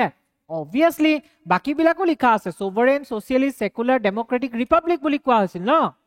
তাৰ যেটো সেকুলাৰিজম হেতুৱে ধৰ্মনিৰপেক্ষ বুজাইছে বাকি কিটাটো আছে ধৰ্মনিৰপেক্ষ বুলিও বুজাইছে সো এটো শুদ্ধ হৈছে এটো শুদ্ধ তাৰ পিছত যে প্ৰস্তাৱনাত উল্লেখ কৰা হৈছে যে ভাৰতৰ জনসাধাৰণে সংবিধান গ্ৰহণ কৈছিল নে নাই প্ৰস্তাৱনাত কৈছিল ন এই সংবিধানখন আমি নিজে নিজকে অৰ্পণ কৰিছো বুলি কৈছিল নে একেবাৰে লাষ্টৰ বাক্যটোত আমি নিজে নিজকে দিছো বুলি কৈছিলে সো নিজে নিজকে মানে কি ভাৰতৰ জনসাধাৰণৰ কথা কৈছিলে আৰু তাত কৈছিল ন আমাৰ কৰ্তৃত্ব মানে সংবিধানখনে ক্ষমতা কাৰ পৰা পাইছে কৰ্তৃত্ব কাৰ পৰা পাইছে জনসাধাৰণৰ পৰা এটো শুদ্ধ দুটা হৈ গল 1 নম্বৰটো থাকিলে হনে তাৰ পিছত কি আছে ভাৰতৰ ইতিহাসত প্ৰস্তাৱনাখন মাত্ৰ এবাৰহে সংশোধন কৰা হৈছিল এটো শুদ্ধ নে ওকে এটো ভাৰতৰ ইতিহাসত প্ৰস্তাৱনাখন মাত্ৰ এবাৰহে সংশোধন কৰা হৈছিল এটো শুদ্ধ কাৰণ সংবিধানখনৰ প্ৰস্তাৱনা পাৰ্টটো প্ৰিএম্বলটো আজিলৈকে অনলি কেতিয়া সংশোধন কৰা গৈছিল 1976 চনত 42তম সংশোধনীৰ দ্বাৰা সংশোধন কৰি পেলাই তাত সমাজবাদী তাৰ পিছত সমাজবাদ ধৰ্মনিৰপেক্ষ আৰু অখণ্ডতা এই তিনিটা শব্দ অন্তৰ্ভুক্ত কৰা গৈছিল মানে চাৰিটো শুদ্ধ এতিয়া যদি একটো ভুল তেতিয়াহলে গোটেইকেইটা ভুল খটো শুদ্ধ হ'ব লাগে কিন্তু খত আৰু এটা অপচন থাকিব 4 1 2 1 3 4 ঠিক আছে ইয়াত এটা অপচন থাকি গৈছে 1 3 4 বুজি পাইছে নে এটো আপোনাৰ প্ৰিন্টিং মিস্টেক এটো থাকি যাব পাৰে একো ডাঙৰ কথা নহয় কিন্তু বস্তুটো হৈছে আপোনালোকে কনসেপ্টটো বুজি পাইছে নাই কেনে কৰিব লাগে আমি একটো যেতিয়া গম পালো ভুল বুলি আমাৰ তিনটা অপচন অটোমেটিক নাইকিয়া হৈ গ'ল এটো গ'ল এটো গ'ল এটো গ'ল এটুক এলিমিনেশন মেথড বুলি কয় আৰু প্ৰিলিমছত বহুত কিটা কোৱেশ্চন আপোনালোকে এলিমিনেশন মেথড দি পেলাই কি কৰিব পাৰে সলভ কৰিব পাৰে প্ৰিলিমছত বহুত কিটা কোৱেশ্চন আপুনি এনেকৈ কি কৰিব সমাধান কৰিব পাৰে পাৰিব হয়নে এই মেথডটো ব্যৱহাৰ কৰিব কিন্তু সবতে নাখাতে আপোনালোকে পটাপট কি কৰিব প্ৰথম অপচন কিটা কি আছে এটো পটকে চাই লব চাই লৈ পেলাই একিটাৰ লগত কম্পেয়াৰ কৰিব ঠিক আছে তেতিয়া আপুনি হয়তো ব্যৱহাৰ কৰিব পাৰে কিছুমানত আৰু কিছুমানত নোৱাৰিবও পাৰে যদি আপোনালোকে ব্যৱহাৰ কৰা মেথডটো নাজানে আৰু যদি ফাষ্ট নহয় কুইক হ'ব লাগিব কুইক তাৰ পিছৰ কোৱেশ্চনটো যে কেন্দ্ৰীয় চৰকাৰ আৰু ইয়াৰ ভূখণ্ডৰ বিষয়ে তলত উল্লেখ কৰা মন্তব্যবোৰ কোনটো সঁচা কেন্দ্ৰীয় চৰকাৰ আৰু ইয়াৰ ভূখণ্ডৰ কথা কৈছে প্ৰথম অপচনটো ভাৰতত 29খন ৰাজ্য আৰু 7খন কেন্দ্ৰীয় শাসিত অঞ্চল আছে হয় জানো বলো ভাৰতত কিমানখন ৰাজ্য আছে ভাৰতত কিমানখন ৰাজ্য আছে বৰ্তমান আৰু কেন্দ্ৰীয় শাসিত অঞ্চল কেইটা আছে नहीं जानता बोलो why are you so confused just 3-4 days before I told you na just 3-4 days before মানে এনেকে হলে কেনেকে হ'ব কেইদিন মান আগতে 3-4 দিন আগতে জাস্ট মই পঢ়াওতে কৈছিলো যে কেইখন আছে ৰাজ্য কেইখন আছে আৰু কেন্দ্ৰীয় শাসিত অঞ্চল কেইখন আছে এটা ৰাজ্য কেইখন আছে চাব গলে 28খন আছে বৰ্তমান সময়ত আৰু কেন্দ্ৰীয় শাসিত অঞ্চল 8টা কি আছে দিল্লী আছে চণ্ডীগড় আছে জম্মু কাশ্মীৰ আছে লাডাখ আছে লাক্ষাদ্বীপ আছে আন্দামান নিকোবৰ আছে তাৰ পিছত আৰু কি আছে Dadra and Nagar Haveli and Daman and দিউ তাক মাৰ্চ কৰি দিলে ন ও 7টা হল নেকি কি আছে জম্মু কাশ্মীৰ লাডাখ চণ্ডীগড় দিল্লী তাৰ পিছত Dadra and Nagar Haveli Daman and দিউ আন্দামান নিকোবৰ আৰু কি আছে লাক্ষাদ্বীপ 7টা মানে কেন্দ্ৰীয় শাসিত অঞ্চল কেইটা আছে 7টা আছে আৰু ভাৰতত ৰাজ্য কেইখন আছে 28খন 29খন নহয় এতিয়া কাৰণ জম্মু কাশ্মীৰ ভাগি গল নহয় এটো 28 হ'ব লাগে সো এটো ভুল একটো ভুল হোৱাৰ লগে লগে এটো গল তিনটা গুছি গল থাকিল কি খ 2 3 4 সাম এটা একিটা শুদ্ধ হয় না নহয় টুত কি আছে সংবিধানৰ 1 নং অনুচ্ছেদত ৰাজ্য আৰু কেন্দ্ৰীয় শাসিত অঞ্চলসমূহৰ নাম আৰু সীমাৰ বিষয়ে আলোচনা কৰা হৈছে আছিল আৰু ইয়াৰ লগত কোনটো অনুসূচী 1টো জড়িত হৈ আছে দেই অনুসূচী 1টো জড়িত আছে তাৰ পিছত কি আছে সংবিধানে সংসদৰ এক আইনৰ জৰিয়তে ৰাজ্যসমূহৰ পুনৰ গঠনৰ ব্যৱস্থা আছে তাৰমানে সংসদে আইন আনি পেলাই বিল আনি পেলাই কি কৰিব পাৰে ৰাজ্যসমূহ পুনৰ গঠন কৰিব পাৰে কিন্তু তাৰ কাৰণে কোনো ধৰণৰ কি দৰকাৰ নাই সংবিধান সংশোধন কৰাৰ দৰকাৰ নাই বিল এখন আনিয়ে কি কৰিব পাৰে সো এটো শুদ্ধ তাৰ পিছত কি আছে ৰাজ্যসমূহৰ সীমা সলনি কৰাৰ কোনো ক্ষমতা সংসদৰ নাই এটো জানো শুদ্ধ এটো শুদ্ধ হয় জানো এটো ভুল তো আমাক কি কৈছে কোনটো সঁচা বুলি কৈছে আমাৰ কি হ'ব অকল 1 আৰু 2টো শুদ্ধ তাৰ মানে ইয়াত 1 আৰু 2টোহে শুদ্ধ এই 4 নম্বৰটো শুদ্ধ নহয় এই অপচনটো ভুলকে দিয়া গল মানে কি হল জানে খেলটো বুজি পালে যে আগৰ অপচনটোত 4টো মিসিং আছিল আৰু এটো অপচনত 4টো এক্সট্ৰাকে আছে তাৰ মানে মই ইয়াৰ 4টো তাৰ 4টো ইয়াত আনি থৈছো হনে তাৰমানে যেতিয়া দৌৰা দৌৰিত কাম কৰিব ন তেতিয়া আপোনাৰ এনেকুৱা হয় মানে বুজি পালে কেনে কৰিব লাগে এতিয়া চাওক ভাৰতীয় নাগৰিকত্ব সন্দৰ্ভত তলৰ কোনটো মন্তব্য সঠিক কি কৈছে কমেও 12 মাহ ধৰি ভাৰতত বাস কৰা এজন ব্যক্তিয়ে পঞ্জীয়নৰ জৰিয়তে নাগৰিকত্বৰ বাবে আবেদন কৰিব পাৰে তাৰমানে কিহৰ কথা কৈছে ৰেজিষ্ট্ৰেচনৰ কথা কৈছে ৰেজিষ্ট্ৰেচন কৰাৰ আগতে কিমান থাকিব লাগিব 12 মাহ থাকিব লাগিব কনফিউজ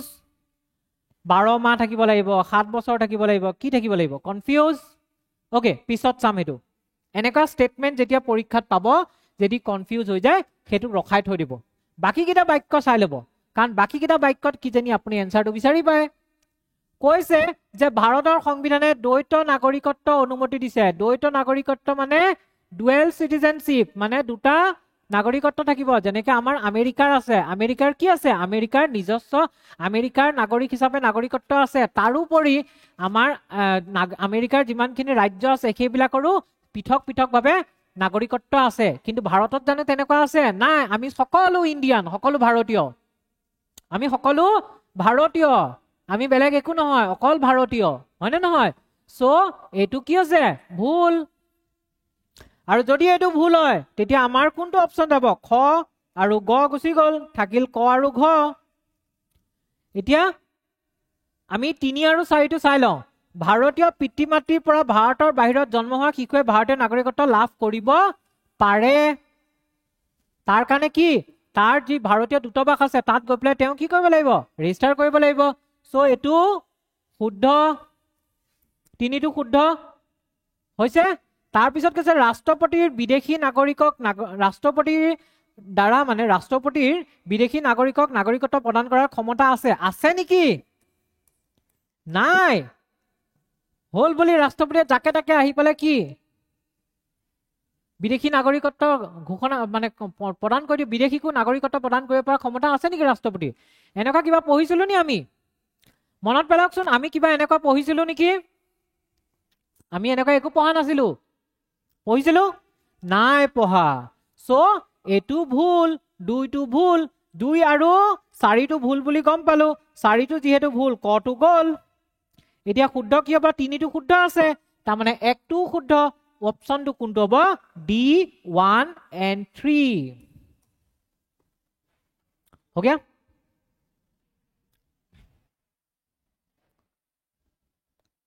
তাৰ পিছত কি আছে যে মৌলিক অধিকাৰৰ বিষয়ে তলত উল্লেখ কৰা মন্তব্যবোৰ কোনটো সঠিক কি কৈছে যে প্ৰথম কৈছে 86 সংখ্যক সংবিধান সংশোধনীৰ জৰিয়তে শিক্ষাৰ অধিকাৰক এক মৌলিক অধিকাৰ হিচাপে গঢ়ি তোলা হৈছিল কি কৈছিল 86 কনস্টিটিউশন এমেন্ডমেন্টৰ থ্ৰুদি মানে সংবিধান সংশোধনী থ্ৰুদি 2002 চনত কি কৰিছিল 21A 21A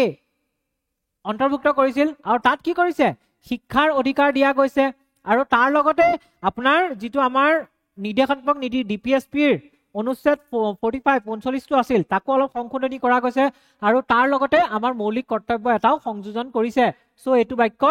শুদ্ধ শুদ্ধ এটো বাক্য যদি শুদ্ধ হয় গটো গল গটো ক্যান্সেল কাৰণ গটোত এক নাই তাৰ পিছত আছে সংবিধানৰ তৃতীয় অংশৰ অধীনত মৌলিক অধিকাৰ নিশ্চয়তা দিয়া হৈছে প্ৰথম অংশত কি আছে সংঘ আৰু ৰাজ্যসমূহৰ কথা কোৱা গৈছে দ্বিতীয় অংশত নাগৰিকত্ব তৃতীয় অংশত মৌলিক অধিকাৰ সো এটো শুদ্ধ 2 টো শুদ্ধ মানে ইয়াত 2 নাই সো ঘটো গল তাৰ পিছত আছে বাক আৰু অভিব্যক্তি মানে স্পিচ এণ্ড এক্সপ্ৰেছন স্বাধীনতা অধিকাৰযুক্ত যুক্তিসংগত সীমাবদ্ধতাৰ অধীন অলপ আগতে আমি এটা কোৱেশ্যনত কৈ গৈছিলো যে কি আছে সীমাবদ্ধতা আছে ৰিজনেবল ৰেষ্ট্ৰিকশন যুক্তিসংগত সীমাবদ্ধতা ইয়াত আছে বুলি কৈছে সো এটো শুদ্ধ 3 টো শুদ্ধ মানে এটো হ'ব লাগে এতিয়া চাও 4 টো শুদ্ধ হয়নে নহয় এটো হ'ব নালাগে মানে একচুয়ালি সমতাৰ অধিকাৰে সামাজিক বা অৰ্থনৈতিক স্থিতি নিৰ্বিশেষে সকলো বিষয়ত সমান ব্যৱহাৰ নিশ্চয়তা প্ৰদান কৰে সমতাৰ অধিকাৰ কাৰ কোনটো কথা কৈছে ৰাইট টু ইকুৱেলিটি ঠিক আছে ইয়াত কৈছে সামাজিক বা অৰ্থনৈতিক স্থিতি নিৰ্বিশেষে সকলো বিষয়তে মানে কৈছে right to equality guarantees equal treatment in all matters regardless of social and economic status এটো ভুল তো কি হ'ব এনসাৰটো কোনটো শুদ্ধ 1 2 and 3 হৈছে তাৰ পিছত আছে ভাৰতৰ সংবিধানৰ মৌলিক কৰ্তব্যসমূহৰ সন্দৰ্ভত তলৰ কোনটো মন্তব্য সঁচা সংবিধানৰ চতুৰ্থ অংশত মৌলিক কৰ্তব্যসমূহ অন্তৰ্ভুক্ত তালিকাভুক্ত কৰা হৈছে হয়নে মৌলিক কৰ্তব্যসমূহ পিছত আনিছিলে আনুতে কোনটো 4A 4851A বুলি এটা অনুচ্ছেদ আছে সেইটোৱে আছে আমাৰ মৌলিক কৰ্তব্যসমূহ আছে সো চতুৰ্থ অংশত বুলি কৈছে ন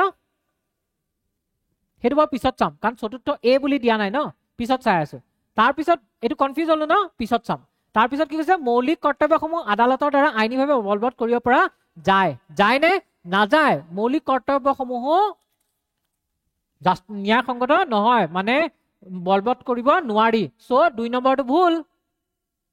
তাৰ পিছত কৈছে 1976 চনত 42তম সংশোধনীৰ জৰিয়তে কৰ্তব্যসমূহ যোগ কৰা হৈছিল এটো শুদ্ধ স্বৰণ সিং কমিটিয়ে ৰিকমেণ্ডেশ্যন কৰিছিল পৰামৰ্শ দিছিলে আৰু কিছুমান মৌলিক কৰ্তব্য দিছিল তাৰে 8টা ব্যৱহাৰ কৰি 8টা লৈছিল বাইকিটা নললে পিছত 10টা আহি গলে অনুচ্ছেদ 51 এৰ অধীনত 12টা মৌলিক কৰ্তব্য আছে 12টা আছে নে 11টা আছে সো এটো ভুল 2 আৰু 4 ভুল 4 ভুল মানে এটো গল 2 ভুল মানে 4 ভুল এটোটা গল 2 ভুল মানে কি হ'ব ওই একিটা অপচন একে আছে দেখো 1 2 3 1 2 3 ইফালে কি আছে ও সৰি ইফালে 2 নাই ঠিক আছে এটো অকল 1 and 3 আছে এটো 1 2 3 আছে এটো ফালে 2 নাই ঠিক আছে এটো যদি 2 নাই তেতিয়া হলে 1 and 3 এই দুটা শুদ্ধ আৰু চতুৰ্থ অংশ বুলি কৈছে কাৰণ পাৰ্ট 4 8 আছে 4 আছে ন হেতু কাৰণে চতুৰ্থ অংশ বুলি কৈছে তো কেতিয়াবা যদি এনেকুৱা সাধাৰণতে হয় এনেকুৱা কিছুমান স্টেটমেন্ট দিয়ে যিবোৰ স্টেটমেন্টত আপোনালোক পৰীক্ষা যোৱা বছৰ কোৱেশ্চন পেপাৰখন চাব আৰু তাৰ আগৰ বছৰ কোৱেশ্চন পেপাৰখন চাব এনেকুৱা কিছুমান কোৱেশ্চন পাব ন য'ত আপোনালোক নিজে কনফিউজ হৈ যাব যে আৰে এইখিনি দেখোন আমি ব্ৰেখাও নাছিলো পঢ়াও নাছিলো একচুয়ালি পঢ়িছে কিন্তু তাত লজিক লগাব লাগিব ডাইৰেক্ট নাপায় একো লজিক লগাব লাগিব লজিক লগালেহে পাৰিব আৰু তাত আপুনি এলিমিনেশন মেথড ইউজ কৰিব লাগিব এতিয়া বাকি কিটা জানে ন জানি পেলাই এটো ধৰিলে কনফিউজ হৈ আছে ইটো থ্ৰো দি আমি আনিবলৈ ট্ৰাই কৰিলো কাৰণ 2 আৰু 4 যদি ভুল হয় গুটে কিটাই গল ইয়াত 2 আছে ইয়াত 4 আছে ইয়াত 4 আছে ইয়াত কিন্তু 2 টো ভুলতে আহিছিলে একচুয়ালি 1 আৰু 3 হ'ব লাগে সো কি হৈ গল এটো কাৰেক্ট হৈ গল হ'ব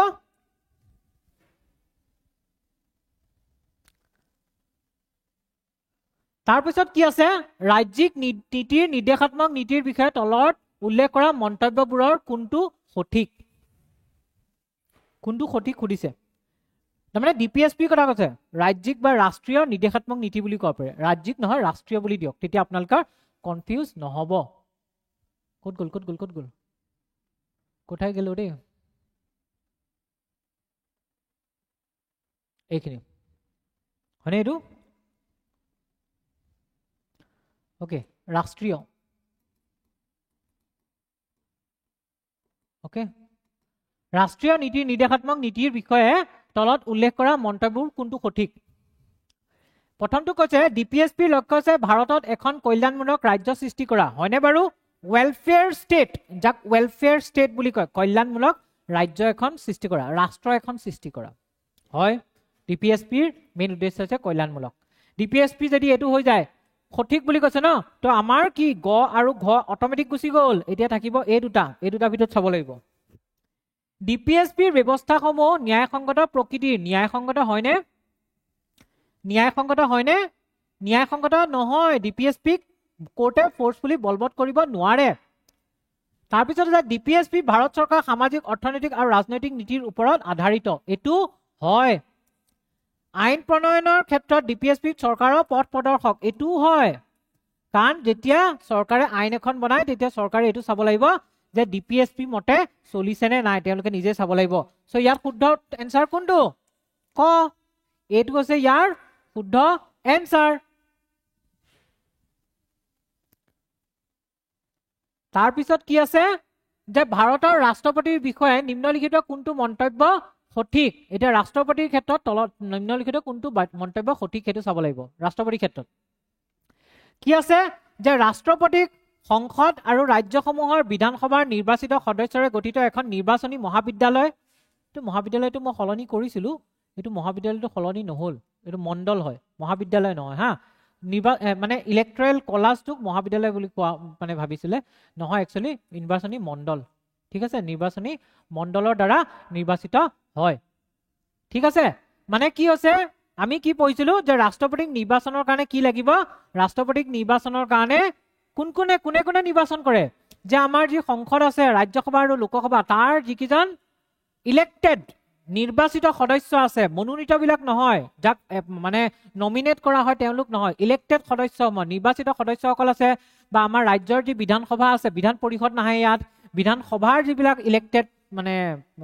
সদস্য আছে তেওঁলোক আহিব বা কেন্দ্ৰীয় শাসিত অঞ্চল যেনে জম্মু কাশ্মীৰ দিল্লী পুডুচেৰীত যি আমাৰ বিধানসভা আছে তাৰ যিবিলাক নিৰ্বাচিত সদস্য আছে আৰু সেইবিলাকে কি কৰিব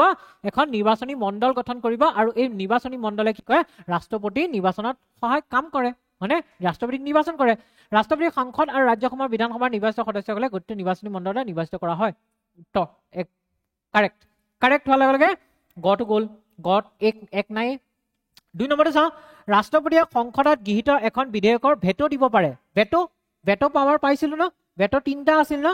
হয়নে ভেটো 3টা আছিলে পকেট ভেটো আছিলে সাসপেনসিভ ভেটো আছিলে আৰু এবসলিউট ভেটো আছিলে পইছিল এবসলিউট ভেটোত কি কৰে ৰাষ্ট্ৰপতিয়ে ডাইৰেক্ট আপোনাৰ সাইন নকৰো বুলি খাৰিজ কৰি দিয়ে সাসপেনসিভ ভেটো ৰাষ্ট্ৰপতিয়ে ঘূৰাই পঠিয়াৰ লগে লগে তেতিয়া কি হ'ব হেখন আকৌ মানে হয় সংশোধন কৰিব নহয় সংশোধন নকৰাকে আকৌ ৰাষ্ট্ৰপতিলৈ পঠিয়াই দিলে ৰাষ্ট্ৰপতিয়ে এবাৰ স্বাক্ষৰ কৰিব লাগিব পকেট ভেটো ৰাষ্ট্ৰপতিয়ে একো নকৰে হেখন পেলাই থৈ দিয়ে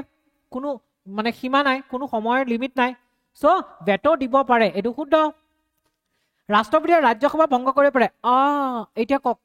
পাৰিব এটো কোৱেশ্চন ককচোন এই কোৱেশ্চনটো কক এই বাক্যটো কক ৰাজ্যসভা ভংগ কৰিব পাৰে ইমান মানে ট্ৰিকি কৰি দিছে বস্তুটো যে আপোনালোকে কি ভাবে যে লোকসভা আৰু ৰাজ্যসভা দুইখনে ভংগ কৰিব পাৰে নে নোৱাৰে চাওক লোকসভা ভংগ কৰিব পাৰি কিন্তু ৰাজ্যসভা ভংগ কৰিব নোৱাৰি ৰাজ্যসভা পাৰ্মানেন্ট হয় ৰাজ্যসভা ভংগ নহয় যেতিয়া মই লোকসভা ৰাজ্যসভা পঢ়াম তেতিয়া মই আপোনাক কম যে ৰাজ্যসভা পাৰ্মানেন্ট হয় ৰাজ্যসভা ভংগ নহয় কিন্তু লোকসভা ভংগ হয় কিন্তু ইয়াত কি কৈছে ৰাষ্ট্ৰপতিয়ে ৰাজ্যসভা ভংগৰ কথা কৈছে ৰাজ্যসভা নহয় লোকসভা ভংগ কৰিব পাৰে ৰাষ্ট্ৰপতিয়ে সো এটো ভুল তাৰ পিছত কি কৈছে ৰাষ্ট্ৰপতিয়ে ভাৰতৰ মুখ্য ন্যায়াধীশক নিযুক্তি দিয়ে হয় কি শুদ্ধ 1 2 4 1 2 4 কটো শুদ্ধ বাকি কিটা ভুল 1 2 4 হৈছে समझ में आ रहा है बुझी तो पाए আছে নে বুজি পাইছে নাই পোৱা বলো বুজি পাইছে নে নাই পোৱা বলো পাইছে ন এনেকে কোৱেশ্চন প্ৰেক্টিস কৰিব লাগিব আৰু মই আৰু কোৱেশ্চন আনিম যিমান পঢ়াই যাম সদায় লাষ্টৰ দিনা মানে আপোনাৰ কোৱেশ্চন আনিম কোৱেশ্চন এনেকে প্ৰেক্টিস কৰিলে পঢ়াবোৰ ৰিভাইজ হ'ব নহলে পঢ়ি গৈ থাকিলে লাষ্টত গৈ পেলাই একো নহবগে আপোনালোকে মক টেষ্ট দিছে নাই মক টেষ্ট আমাৰ আহি আছে মক টেষ্ট দিব এইটো নম্বৰত কল কৰিলে সকলো কথা গম পোৱা যাব ঠিক আছে সকলো তথ্য পাব এতিয়া মক টেষ্ট বুলিয়ে নহয় আপোনালোকে যিমান পাৰে কোৱেশ্চন প্ৰেক্টিস কৰিব লাগিব তেতিয়া পাৰিব আৰু মই এনেকৈ কোৱেশ্চন প্ৰেক্টিস কৰামেই কাৰণ আপোনালোকৰ পৰা প্ৰিলিমছ ক্লিয়াৰ কৰাবই লাগিব তেতিয়াহে মোৰ নাম হ'ব হয়নে বোলে কৃষ্ণ ছাৰে পঢ়াইছিলে আৰু মই পলিটিৰ গুটেকিটা ভাৰতীয় ৰাজনীতিৰ গুটেকিটা এনসাৰ কৰি থৈ আহিব পাৰিছো হয়নে কিবা এটা মোলে পঠিয়াই দিব মস্কেট মিঠাই খাবলৈ মোক হয়নে নহলে মিঠাই খুৱাই থৈ যাব ইয়াত আহিবলৈ হয়নে ইনষ্টিটিউটত আহিব না মই ইয়াতে থাকো সদায় মোক পাবই সানডে নাহিব বাকি সদায় আপুনি ডেইলি পাব মোক এতিয়া কি আছে ভাৰতৰ উপৰাষ্ট্ৰপতিৰ বিষয়ে নিম্নলিখিত মন্তব্য কিটা উপৰাষ্ট্ৰপতি আমি পঢ়িছিলো ন উপৰাষ্ট্ৰপতি কি কৈছে উপৰাষ্ট্ৰপতি সংসদৰ উভয় সদনৰ সদস্যসকলে নিৰ্বাচিত কৰে উপৰাষ্ট্ৰপতিৰ ক্ষেত্ৰত কি পঢ়িছিল যে উপৰাষ্ট্ৰপতিক নিৰ্বাচনৰ ক্ষেত্ৰত বিধান সভাবিলাকৰ সদস্যসকলে অংশগ্ৰহণ নকৰে কোনে অংশগ্ৰহণ কৰে আমাৰ যি আমাৰ সংসদৰ আছে সংসদৰ সকলোৱে কৰে কিন্তু তাত আপোনাৰ নমিনেশন পোৱা বা নমিনেট হোৱা বা আপোনাৰ কি আছিল নমিনেটৰ অলপ আগতে অৰ্থটো কৈ আছিল ন অসমীয়াটো নমিনেটৰ অসমীয়াটো এতিয়া পাহৰি গলো দেখিছেনে এনেই নিৰ্বাচিত হোৱা বা নমিনেটৰ অসমীয়াটো পাহৰি থাকিলো মাথা পৰা গুচি গল এই মাত্ৰ পঢ়িছিলো এই মাত্ৰ কৈ আছিলো এই মাত্ৰ গুচি গল বুজি পাইছা ন নমিনেটটো মোক মনত পেলাই কৈ দিবা আকৌ এতিয়া চাওক তাত মানে কি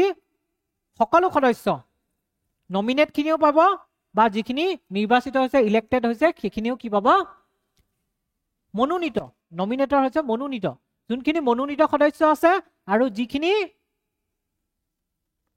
ইলেক্টেড বা নিৰ্বাচিত সদস্য আছে সবে ভাগ লয় সো এইটো শুদ্ধ এতিয়া এটা কথা গম পালেনে আমাৰ মাইণ্ডত সব বস্তু থাকে এটা কথা মন কৰিব যে আমাৰ মাইণ্ডত আমাৰ ব্ৰেইনত সব বস্তু থাকে আমি যি বহু সব বস্তু থাকে কিন্তু আমি ৰিকল নকৰো বা ৰিভাইজ নকৰো কাৰণে আমাৰ ব্ৰেইনে বস্তুবোৰ পাহৰি যায় মানে ব্ৰেইনত কি হয় বস্তু পঢ়িলে লেয়াৰ এটা হ'ল তাৰ পৰা আকৌ পঢ়িলে আকৌ লেয়াৰ এনেকৈ গৈ থাকিব যদি যিমান ৰিভাইজ নকৰিব সেই বস্তু টাপ খাই খাই গৈ থাকিব ন তে পাহৰি যাব সেইটো কাৰণে আমি ৰিভাইজ কৰিব লাগে সব খেলি মেলি কৰি থব লাগে তেতিয়া বস্তু মনত পেলাই সহজ হয় আৰু পৰীক্ষাটো আপোনালোকে সেইটোৱে কৰিব লাগিব অকমান পাহৰিছে অলপমান মোৰ নিচিনা এতিয়া মই যেনে আপোনাৰ মনোনীত মনত পৰি গ'ল ন সেইদিনাও তদন্তটো মনত পৰিছে ইনভেষ্টিগেশ্যনৰ কেতিয়া পাহৰি যোৱা যায় নৰ্মেল কথা এইটো ব্ৰেইন হে চবৰে ব্ৰেইন হয় ন সেইটো নৰ্মেল কথা আৰু সেইটো কাৰণে আপোনালোকে এক্সামত গৈ পেলাই অকমান কি কৰিব কুল মাইণ্ডত বস্তুখিনি মনত পেলাব ট্ৰাই কৰিব মনত পৰি যাব হৈছে এক নম্বৰটো শুদ্ধ পালো দুই নম্বৰ উপ ৰাষ্ট্ৰপতি হৈছে ৰাজ্যসভাৰ প্ৰাক্তন কাৰ্যবাহী অধ্যক্ষ প্ৰাক্তনটো কিয় আহিছে জানেনে এক্স অফিচিঅ চেয়াৰমেন বুলি যে কোৱা হয় সেইটো কাৰণে এইটো বাদ দিয়ক প্ৰাক্তনটো ঠিক আছে মানে কি কৈছে the vice president is the ex officio chairman of Rajya Sabha হয় মানে আমাৰ উপ ৰাষ্ট্ৰপতিজন সাধাৰণতে ৰাজ্যসভাৰ কি হয় অধ্যক্ষ হয় প্ৰাক্তনটো বাদ দিয়ক ঠিক আছে এইটো নাচাবই there is nothing okay so' উপ ৰাষ্ট্ৰপতি হৈছে ৰাজ্যসভাৰ কাৰ্যবাহী অধ্যক্ষ চ' এইটো শুদ্ধ কাৰণ এক্স অফিচিঅ চেয়াৰমেন কেতিয়াবা এইবিলাক অনুবাদ কৰোঁতে কি হয় দুই এটা শব্দ মানে সিহঁতি মিছ ইণ্টাৰপ্ৰিট কৰি দিয়া যায় ঠিক আছে কিন্তু পৰীক্ষাটো তেনেকুৱা হ'ব পাৰে পৰীক্ষাত যদি তেনেকুৱা কিবা এটা মিছ ইণ্টাৰপ্ৰিটেশ্যন আহি যায় তেতিয়া কি ক'ব লাগিব ইংলিছত এবাৰ চাই ল'ব হা তাৰপিছত কি আছে উপ ৰাষ্ট্ৰপতিয়ে 6 বছৰ কাৰ্যকালৰ বাবে কাৰ্যনিৰ্বাহ কৰিব পাৰে হয় জানো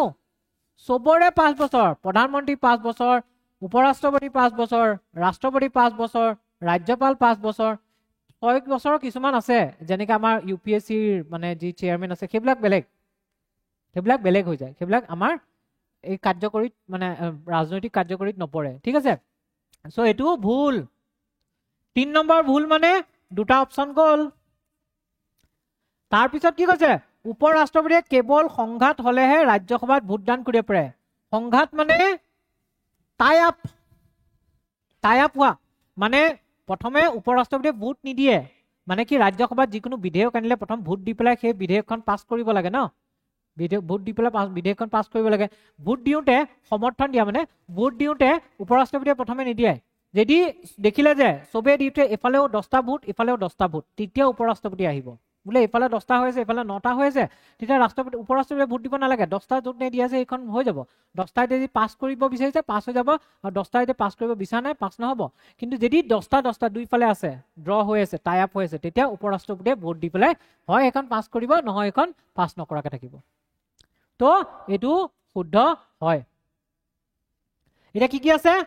2 1 2 আৰু 4 1 2 আৰু 4 কটো শুদ্ধ এইটো শুদ্ধ বুজিছেনে বৰ লাগিছে নি তাৰপিছত কৈছে এখন ৰাজ্যৰ ৰাজ্যপালৰ বিষয়ে তলত উল্লেখ কৰা বিবৃতিবোৰ কোনটো সঠিক ৰাজ্যপালৰ কথা সুধিছে ৰাজ্যপালক ৰাজ্যখনৰ মুখ্যমন্ত্ৰীয়ে নিযুক্তি দিয়ে কি কয় ৰাজ্যপালক কোনে নিযুক্তি দিয়ে মুখ্যমন্ত্ৰীয়ে নিযুক্তি দিয়ে হয় জানো মুখ্যমন্ত্ৰীক ৰাজ্যপালে নিযুক্তি দিয়ে নিযুক্তি মানে কি যিজন ব্যক্তি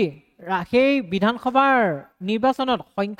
যিটো সংখ্যাগৰিষ্ঠ দলৰ নেতা হিচাপে নিৰ্বাচিত হয় তেওঁকে কোনে নিযুক্তি দিয়ে ৰাজ্যপালে মুখ্যমন্ত্ৰী হিচাপে নিযুক্তি দিয়ে কিন্তু ইয়াত কৈছে যে ৰাজ্যপালক মুখ্যমন্ত্ৰীয়ে নিযুক্তি দিয়ে ভুল এক ভুল হোৱাৰ লগে লগে ঘ গ'ল খ গ'ল এতিয়া সহজ হৈ গ'ল বাকীকেইটা ৰাজ্যপালে এখন ৰাজ্যৰ বিধানসভা ভংগ কৰিব পাৰে নে বিধান পৰিষদৰ কথা কোৱা নাই বিধানসভা কৈছে বিধান পৰিষদ হলে সেইখন ৰাজ্যসভাৰ নিচিনা হৈ যাব বিধানসভা হলে সেইখন লোকসভাৰ হৈ যাব লোকসভা ভংগ কৰিব পাৰি, বিধানসভা ভংগ কৰিব পাৰি, আৰু লোকসভা ৰাষ্ট্ৰপতিয়ে ভংগ কৰিব পাৰে, বিধানসভা ৰাজ্যপালে ভংগ কৰিব পাৰে। শুদ্ধ। শুদ্ধ হোৱাৰ লগে লগে এই দুইটাতে অপশ্যনত আছে। চাওঁ বাকীকেইটা। ৰাজ্যপালজন তেওঁলোকক নিযুক্তি দিয়া ৰাজ্যৰ বাসিন্দা হ'ব লাগিব। লাগিব জানো? তাততো আপোনাৰ নালাগিব বুলিহে কৈছিলে। যে কি কৈছে? ৰাজ্যপালজন 1 নম্বৰতে ভাৰতীয় নাগৰিক হ'ব লাগিব, 2 নম্বৰতে 35 বছৰ ওপৰত হ'ব লাগিব, 3 নম্বৰতে তেখেত সেই ৰাজ্যখনৰ বাসিন্দা হ'ব নালাগিব। তো ইয়াত লাগিব বুলি কৈছে। চ' ভুল। ভুল। ভুল হোৱাৰ লগে লগে গটো গ'ল। থাকিল 4টো। অবভিয়াছলি উত্তৰ 4টোৱে হ'ব লাগে, 1 কটোৱে হ'ব লাগে, 2 আৰু 4। কিন্তু এইটো চাই লওঁ। ৰাজ্যপাল আছে ৰাজ্য চৰকাৰৰ সাংবিধানিক মুৰব্বী। হয়। যেনেকৈ ৰাষ্ট্ৰপতি ভাৰতৰ কি আছে? সাংবিধানিক মুৰব্বী, আৰু ৰাজ্যপাল হৈছে ৰাজ্যখনৰ সাংবিধানিক মুৰব্বী। চ' এনচাৰ কি? ক। এ। কুৱেশ্যন ইজি নে টান? ইয়াতকৈ টান আনিব পাৰো মই। একদম ধোঁৱা বাহিৰ হৈ যোৱা আনিব পাৰো কুৱেশ্যন। এনেকৈ টান আনিব পাৰো যে এনেকৈ যাব কাণে নাখে। ঠিক আছে? ধোঁৱা ধোঁৱা। ঠিক আছে? এই গোটেই চব গৰম উঠি যাব। এনেকুৱা কুৱেশ্যন আনিব পাৰো। আনা নাই, আনিম। ঠিক আছে? যিমান টানত প্ৰেক্টিচ কৰিব, পিছত গৈ পেলাই যেতিয়া সহজ কুৱেশ্যনবোৰ পাব, হাঁহি হাঁহি পৰীক্ষা দিব, হাঁহি হাঁহি পাছ কৰিব, হাঁহি হাঁহি ACS হ'ব। ঠিক আছে? ভাৰতৰ প্ৰধানমন্ত্ৰীৰ বিষয়ে নিম্নলিখিত কোনটো মন্তব্য সঠিক? এতিয়া প্ৰধানমন্ত্ৰীৰ কথা চাই আছো। প্ৰধানমন্ত্ৰীক ভাৰতৰ ৰাষ্ট্ৰপতিয়ে নিযুক্তি দিয়ে, হয়নে? মুখ্যমন্ত্ৰীক ৰাজ্যপালে দিয়ে আৰু প্ৰধানমন্ত্ৰীক ভাৰতৰ ৰাষ্ট্ৰপতিয়ে দিয়ে। মানে কি হৈছে? যেতিয়া মানে সংসদৰ নিৰ্বাচন হ'ব, সংসদীয় নিৰ্বাচন হৈ যোৱাৰ পিছত যিটো দলে সংখ্যাগৰিষ্ঠতা লাভ কৰে, সেই দলৰ নেতাজনক প্ৰধানমন্ত্ৰী হিচাপে ৰাষ্ট্ৰপতিয়ে নিযুক্তি দিয়ে। আৰু যদি কোনো এটা দলে সংখ্যাগৰিষ্ঠ লাভ নকৰে, তেতিয়াহ'লে কেইবাটাও দল লগ লাগি এখন সন্মিলিত চৰকাৰ গঠন কৰিব পাৰে, যাক আমি কোলিশন গভৰ্ণমেণ্ট বুলি কওঁ। সন্মিলিত চৰকাৰ। আৰু সন্মিলিত চৰকাৰখন গঠন কৰোঁতে সেই গোটেই দলসমূহে যোনজন ব্যক্তিক নেতা হিচাপে নিৰ্বাচিত কৰিব। যেনেকৈ এইবাৰ আমাৰ ইলেকশ্যনত কি হ'ল? বিজেপিয়ে মেজৰিটি মাৰ্কটো, যিটো মেজিক সংখ্যা, সেইটো পাৰ কৰিব নোৱাৰিলে। নোৱাৰাৰ কাৰণে বিজেপিয়ে JDU আৰু TDPৰ ছাপোৰ্ট ল'ব লগা হ'ল। এতিয়া JDU, TDP, বিজেপি বা বিজেপিৰ যিমানবোৰ দল আছিল, LJP, CLJP আছে, মহাৰাষ্ট্ৰ শিৱসেনা আছে, সিন্ধে গ্ৰুপৰ NCP, শৰদ পাৱাৰ, এনেকৈ যিমানবোৰ গ্ৰুপ আছে, চবে লগ লাগি মোদীজীক কি বুলি ঘোষণা কৰিলে? নেতা বুলি ঘোষণা কৰিলে, আৰু মোদীজীক প্ৰধানমন্ত্ৰী হিচাপে নিযুক্তি দিলে। কোনে দিলে? ৰাষ্ট্ৰপতিয়ে। চ' এইটো শুদ্ধ। এইটো শুদ্ধ হোৱাৰ লগে লগে গটো গুচি গ'ল। তাৰপিছত দিছে প্ৰধানমন্ত্ৰী লোকসভাৰ সদস্য হ'ব লাগিব। কিন্তু মই কি কৈছিলো? যে প্ৰধানমন্ত্ৰী লোকসভাৰ সদস্য হ'ব লাগিব বুলি কোনো ধৰণৰ ধৰা বন্ধা নাই। আমাৰ ভাৰতীয় ইতিহাসত কোন কোন আছিল? দেৱে গৌড়া 1996, তাৰপিছত ইন্দিৰা গান্ধী আৰু আমাৰ মনমোহন সিং, এই তিনিওজন ব্যক্তিয়ে ৰাজ্যসভাৰ পৰা আহি পেলাই কি হৈছিলে? প্ৰধানমন্ত্ৰী হৈছিলে। এইটো আপোনাৰ ইংলেণ্ডৰ প্ৰধানমন্ত্ৰীৰ ক্ষেত্ৰত ধৰা বন্ধা যে ইংলেণ্ডৰ প্ৰধানমন্ত্ৰী কি হ'ব লাগিব? সদায় লোকসভাৰ বা লোৱাৰ হাউচ, তাত লোকসভা নাই, তাত লোৱাৰ হাউচ আছে, লোৱাৰ হাউচৰ পৰা আহিব লাগিব। লোৱাৰ হাউচ বুলি কোৱাৰ লগে নিম্ন সদন হ'লে লোকসভা হয় আমাৰ ভাৰতত, তাৰ পৰা আহিব লাগিব। কিন্তু আমাৰ ভাৰতত তেওঁ নিম্ন সদনৰ পৰা আহিব পাৰে বা উচ্চ সদনৰ পৰাও আহিব পাৰে। ঠিক আছে? চ' এইটো ভুল। তাৰপিছত কৈছে মন্ত্ৰী পৰিষদৰ নিযুক্তিৰ বাবে প্ৰধানমন্ত্ৰী দায়বদ্ধ। য়েছ, মন্ত্ৰী পৰিষদৰ নিযুক্তিৰ বাবে প্ৰধানমন্ত্ৰী দায়বদ্ধ। কিয়নো? কাৰণ মন্ত্ৰী পৰিষদৰ নিযুক্তিৰ ক্ষেত্ৰত প্ৰধানমন্ত্ৰীয়ে কি কৰে? ৰাষ্ট্ৰপতিক পৰামৰ্শ দিয়ে, আৰু ৰাষ্ট্ৰপতিয়ে মন্ত্ৰী পৰিষদক যাক মানে পৰামৰ্শ দিয়ে, যাৰ কথা প্ৰধানমন্ত্ৰীয়ে কয়, সেইকেইজন ব্যক্তিকহে কি কৰে? মন্ত্ৰী হিচাপে নিযুক্তি দিয়ে। চ' প্ৰধানমন্ত্ৰী দায়বদ্ধ। চ' এইটো শুদ্ধ। দুইটো ভুল হোৱাৰ লগে লগে এইটো গুচি গ'ল। এতিয়া থাকিলে দুটা। ইয়াত চাওঁ, 4টো চাওঁ। প্ৰধানমন্ত্ৰীয়ে সকলো আন্তঃৰাষ্ট্ৰীয় মঞ্চত ভাৰতক প্ৰতিনিধিত্ব কৰে। হয়নে বাৰু? প্ৰধানমন্ত্ৰীয়ে কি কৰে? আন্তঃৰাষ্ট্ৰীয় মঞ্চবিলাকত, যেনেকৈ আমাৰ ব্ৰিক্স সামিট হ'ল, কোন গৈছে? প্ৰধানমন্ত্ৰী গৈছে নে ৰাষ্ট্ৰপতি গৈছে? প্ৰধানমন্ত্ৰী গৈছে। G20 সামিট হ'ল, কোন গৈছে? প্ৰধানমন্ত্ৰী গৈছে। হয়নে? এইবিলাক কি হয়? বা যিমান আপোনাৰ হেৰিবোৰ থাকে, যেনেকৈ জেডা এগ্ৰিমেণ্টৰ কথা ক'ব পাৰি বা পেৰিছ কনভেনশ্যনৰ কথা ক'ব পাৰি, কোন যায়? প্ৰধানমন্ত্ৰী যায়। চ' এইটো শুদ্ধ। তো কি 1, 3, 4 এইটো শুদ্ধ, এইটো ভুল, এইটো শুদ্ধ। নাই বুজা? এইকেইটা সহজ কুৱেশ্যন। ইমানখিনি অলপ জটিল কুৱেশ্যন দি পেলাই আপোনালোকৰ মনটো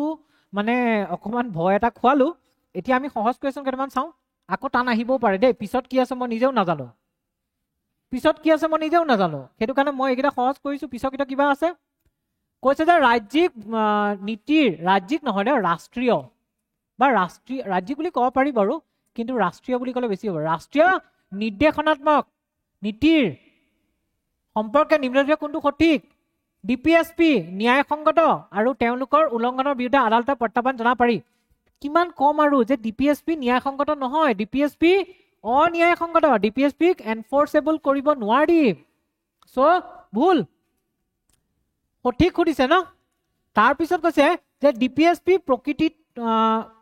ন্যায়সংগত নহয় আৰু সেইবোৰ আদালতত বলবৎ কৰিব নোৱাৰি এইটো শুদ্ধ তাৰপিছত কৈছে ডিপিএছপি কেৱল অৰ্থনৈতিক ন্যায় সম্পৰ্কীয় বিষয় আদালতত বলবৎ কৰিব পৰা যায় সেইটো ভুল অকল ইকনমিক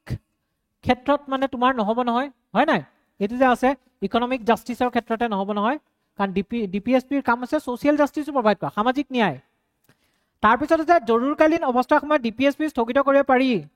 ভুল কাৰণ জৰুৰীকালীন অৱস্থাৰ সময়ত মৌলিক অধিকাৰ স্থগিত কৰিব পাৰি অনুচ্ছেদ 359 লিখা আছে 358 আৰু 59 লিখা আছে জৰুৰীকালীন অৱস্থাত অনুচ্ছেদ 19টো মৌলিক অধিকাৰৰ অনুচ্ছেদ 19 আপোনাৰ স্থগিত হৈ যায় অট'মেটিক মানে যে ৰাষ্ট্ৰীয় যিটো ৰাষ্ট্ৰীয় জৰুৰীকালীন অৱস্থা হয় নেশ্যনেল ইমাৰ্জেঞ্চি কিন্তু বাকি জৰুৰীকালীন অধিকাৰৰ যিখন ঘোষণাপত্ৰ নটিফিকেশ্যন ৰাষ্ট্ৰপতিয়ে আনে তাত আপোনাৰ যিবোৰ মৌলিক অধিকাৰৰ উল্লেখ থাকিব সেইবিলাক আপোনাৰ কি হ'ব স্থগিত ৰখা হয় চ' ইয়াত শুদ্ধ কোনটো শুদ্ধটো সুধিব দিছে ন খটো শুদ্ধ B is the correct answer হ'ব মোৰ মাজে মাজে ইংলিছ ওলাই যায় বেয়া নাপাব কাৰণ ওলাই যায় আৰু অভ্যাস ঠিক আছে নিম্নলিখিত কোনবোৰ ডিপিএছপি সমাজবাদী নীতিত অন্তৰ্ভুক্ত আমি কি পাইছিলো তিনিটা পাইছিলো নহয় ছ'চিয়েলিষ্ট গান্ধীয়ান আৰু লিবাৰেল ঠিক আছে উদাৰবাদ গান্ধীবাদ সমাজবাদ ইয়াত সুধিছে কোনকেইটা সমাজবাদৰ ভিতৰত পৰিব প্ৰথম কি কৈছে এক অভিন্ন অসামৰিক বিধি সুৰক্ষিত মানে বুজি পোৱা যদি দিগদাৰ হয় ইউনিফৰ্ম চিভিল কোড কোনটো অনুচ্ছেদত আছিল 44 আৰু ইউনিফৰ্ম চিভিল কোড কাৰ ভিতৰত পৰে ইয়াত কৈছে যে সমাজবাদৰ ভিতৰত কোনকেইটা পৰে ইউনিফৰ্ম চিভিল কোড ক'ত পৰে উদাৰবাদত পৰে না সমাজবাদত পৰে নপৰে উদাৰবাদত পৰে চ' এইটো ভুল হোৱাৰ লগে লগে ক গ'ল ঘ গ'ল থাকিল এইকেইটা তাৰপিছত কি আছে জীৱিকাৰ পৰ্যাপ্ত উপায় প্ৰদান কৰা মানে প্ৰভাইডিং এডেকুৱেট মিনছ অফ লাইভলিহুড তাৰপিছত আছে সম্পদৰ ন্যায়সংগত বিতৰণ promoting equitable distribution of wealth শ্ৰমিকসকলৰ কাম কৰাৰ অধিকাৰ আৰু জীৱন ধাৰণৰ মানদণ্ড নিশ্চিত কৰা ensuring that workers have a right to work and decent standard of living ঠিক আছে ইয়াত কোনটো হ'ব কওকচোন ৰাইট টু ৱৰ্ক 41ত আছিলে এতিয়া 41টো সমাজবাদৰ ভিতৰত পৰেনে কি হয় ইয়াত কওকচোন কি হয় 41টো সমাজবাদৰ ভিতৰত পৰেনে এইটো মোক এনচাৰটো কৈ দিয়ক পানী খাই লওঁ অকণমান এইটো এনচাৰটো কওক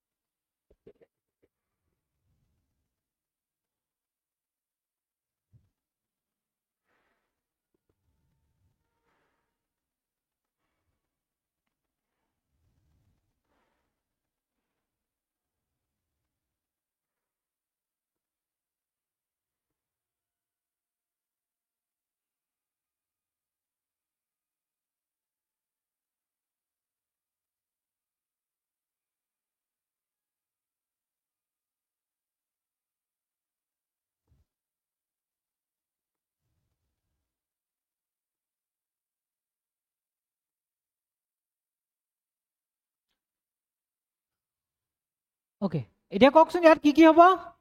2 3 4 ইয়াৰ ভিতৰত কোনটো হয় জীৱিকাৰ পৰ্যাপ্ত উপায় প্ৰদান এটো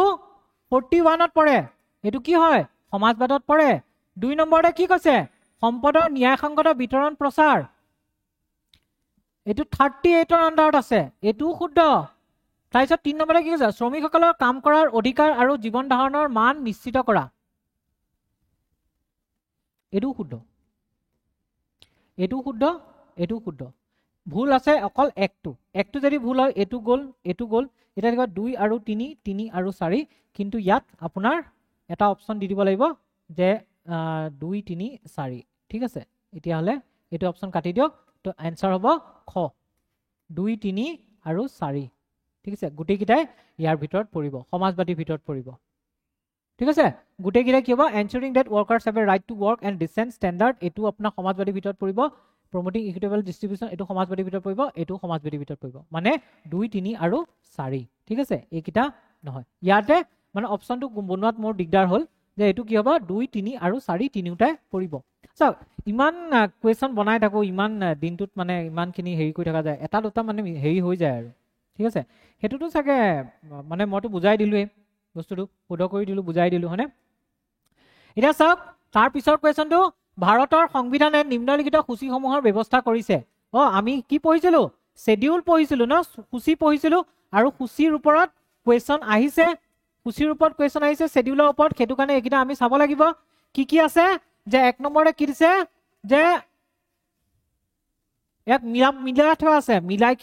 থোৱা আছে আৰু তাৰ পৰা আমি কোনকিটা শুদ্ধ হেতু ক'ব লাগিব প্ৰথম সূচীত কি আছে বুলি কৈছে কেন্দ্ৰীয় শাসিত অঞ্চলসমূহ প্ৰথম সূচীত কি আছে বুলি কৈছে অলপ আগতে কৈছো না প্ৰথম সূচীত আমাৰ ৰাজ্য আৰু কেন্দ্ৰীয় শাসিত অঞ্চলসমূহৰ নাম উল্লেখ আছে সো এটো শুদ্ধ 2 নম্বৰে কৈছে দ্বিতীয় অনুসূচীত কিছুমান ৰাজহুৱা বিষয়াৰ বেতন এটো শুদ্ধ তৃতীয় অনুসূচীত শপত আৰু স্বীকৃতিৰ প্ৰকাৰ odds and affirmations এটো শুদ্ধ চতুৰ্থ অনুসূচীত ৰাজ্যসভাত আসনৰ বিতৰণ এটো শুদ্ধ মানে কৈছিল কি চতুৰ্থ অনুসূচীত গুটে ভাৰতৰ ৰাজ্যসমূহক ৰাজ্যসভাত বেলেগ বেলেগ মানে সংখ্যা কি দিয়া আছে সিট দিয়া আছে ঠিক আছে ধৰিলক অসমৰ ইমান ইউপিৰ ইমান মহাৰাষ্ট্ৰৰ ইমান এনেকৈ সিট দিয়া আছে এই গুটেই কিটাই শুদ্ধ সো ওপৰৰ সকলো শুদ্ধ এ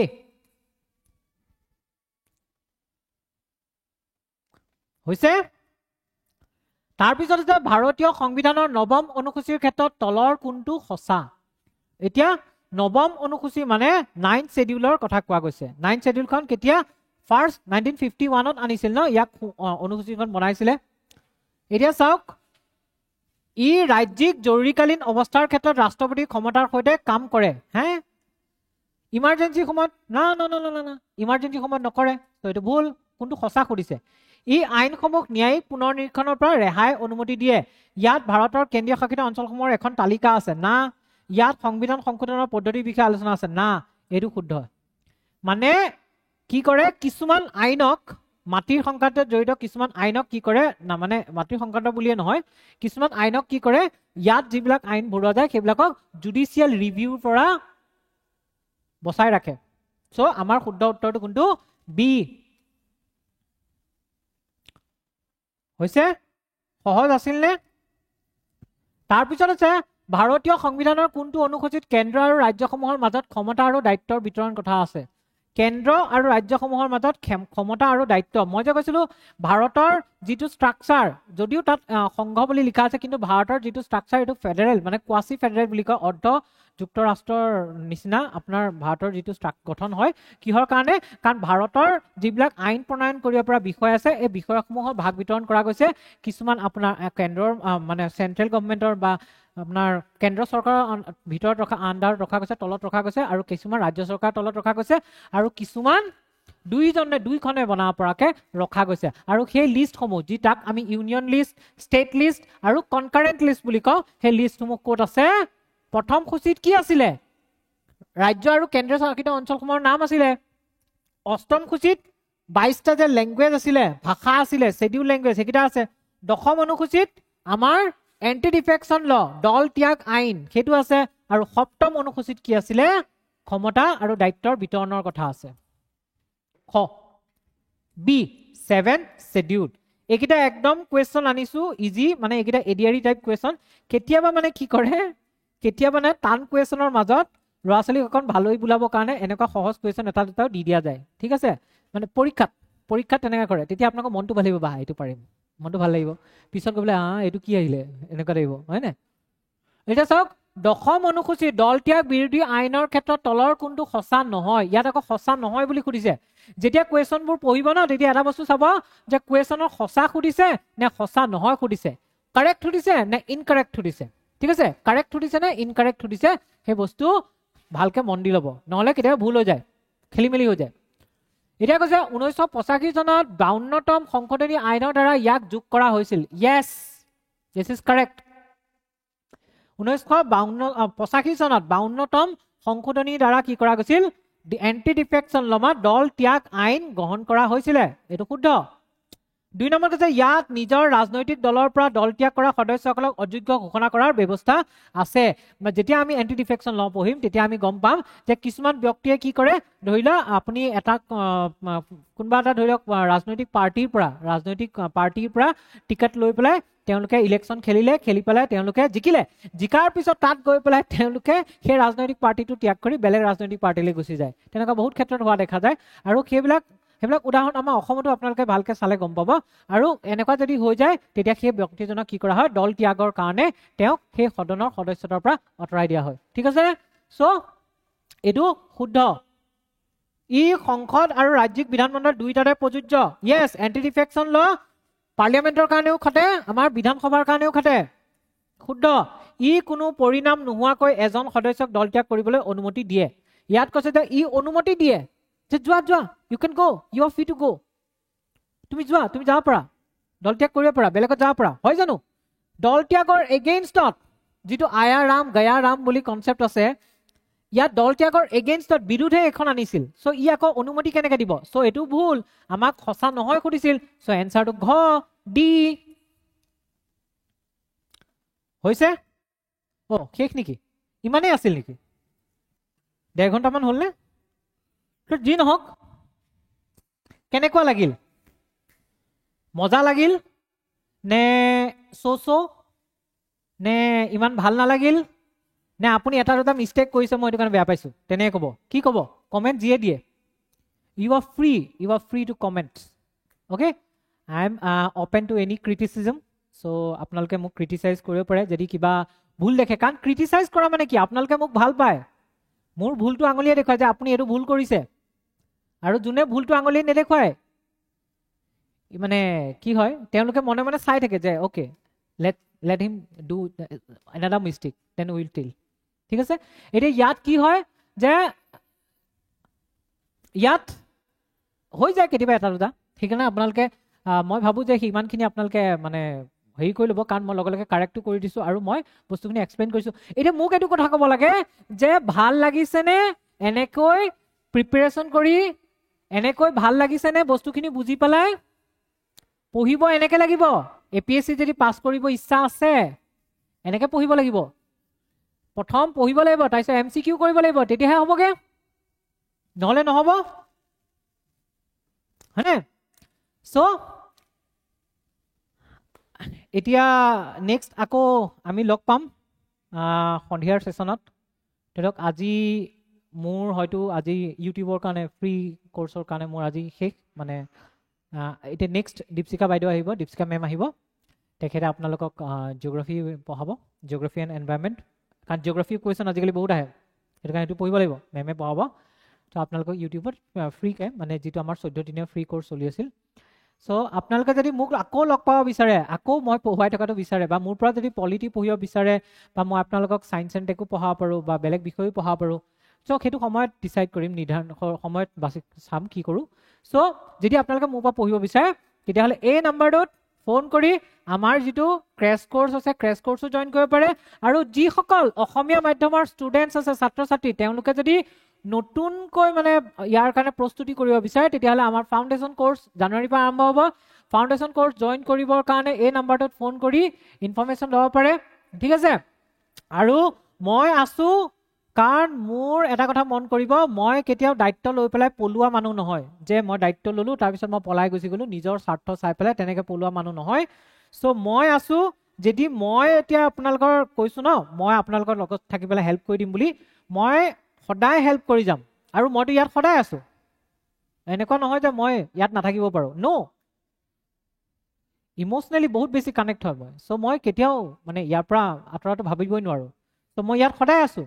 চ' আপোনালোকৰ লগত মই সদায় মানে ছাপোৰ্ট কৰি যাম। Any help, any problem, any guidance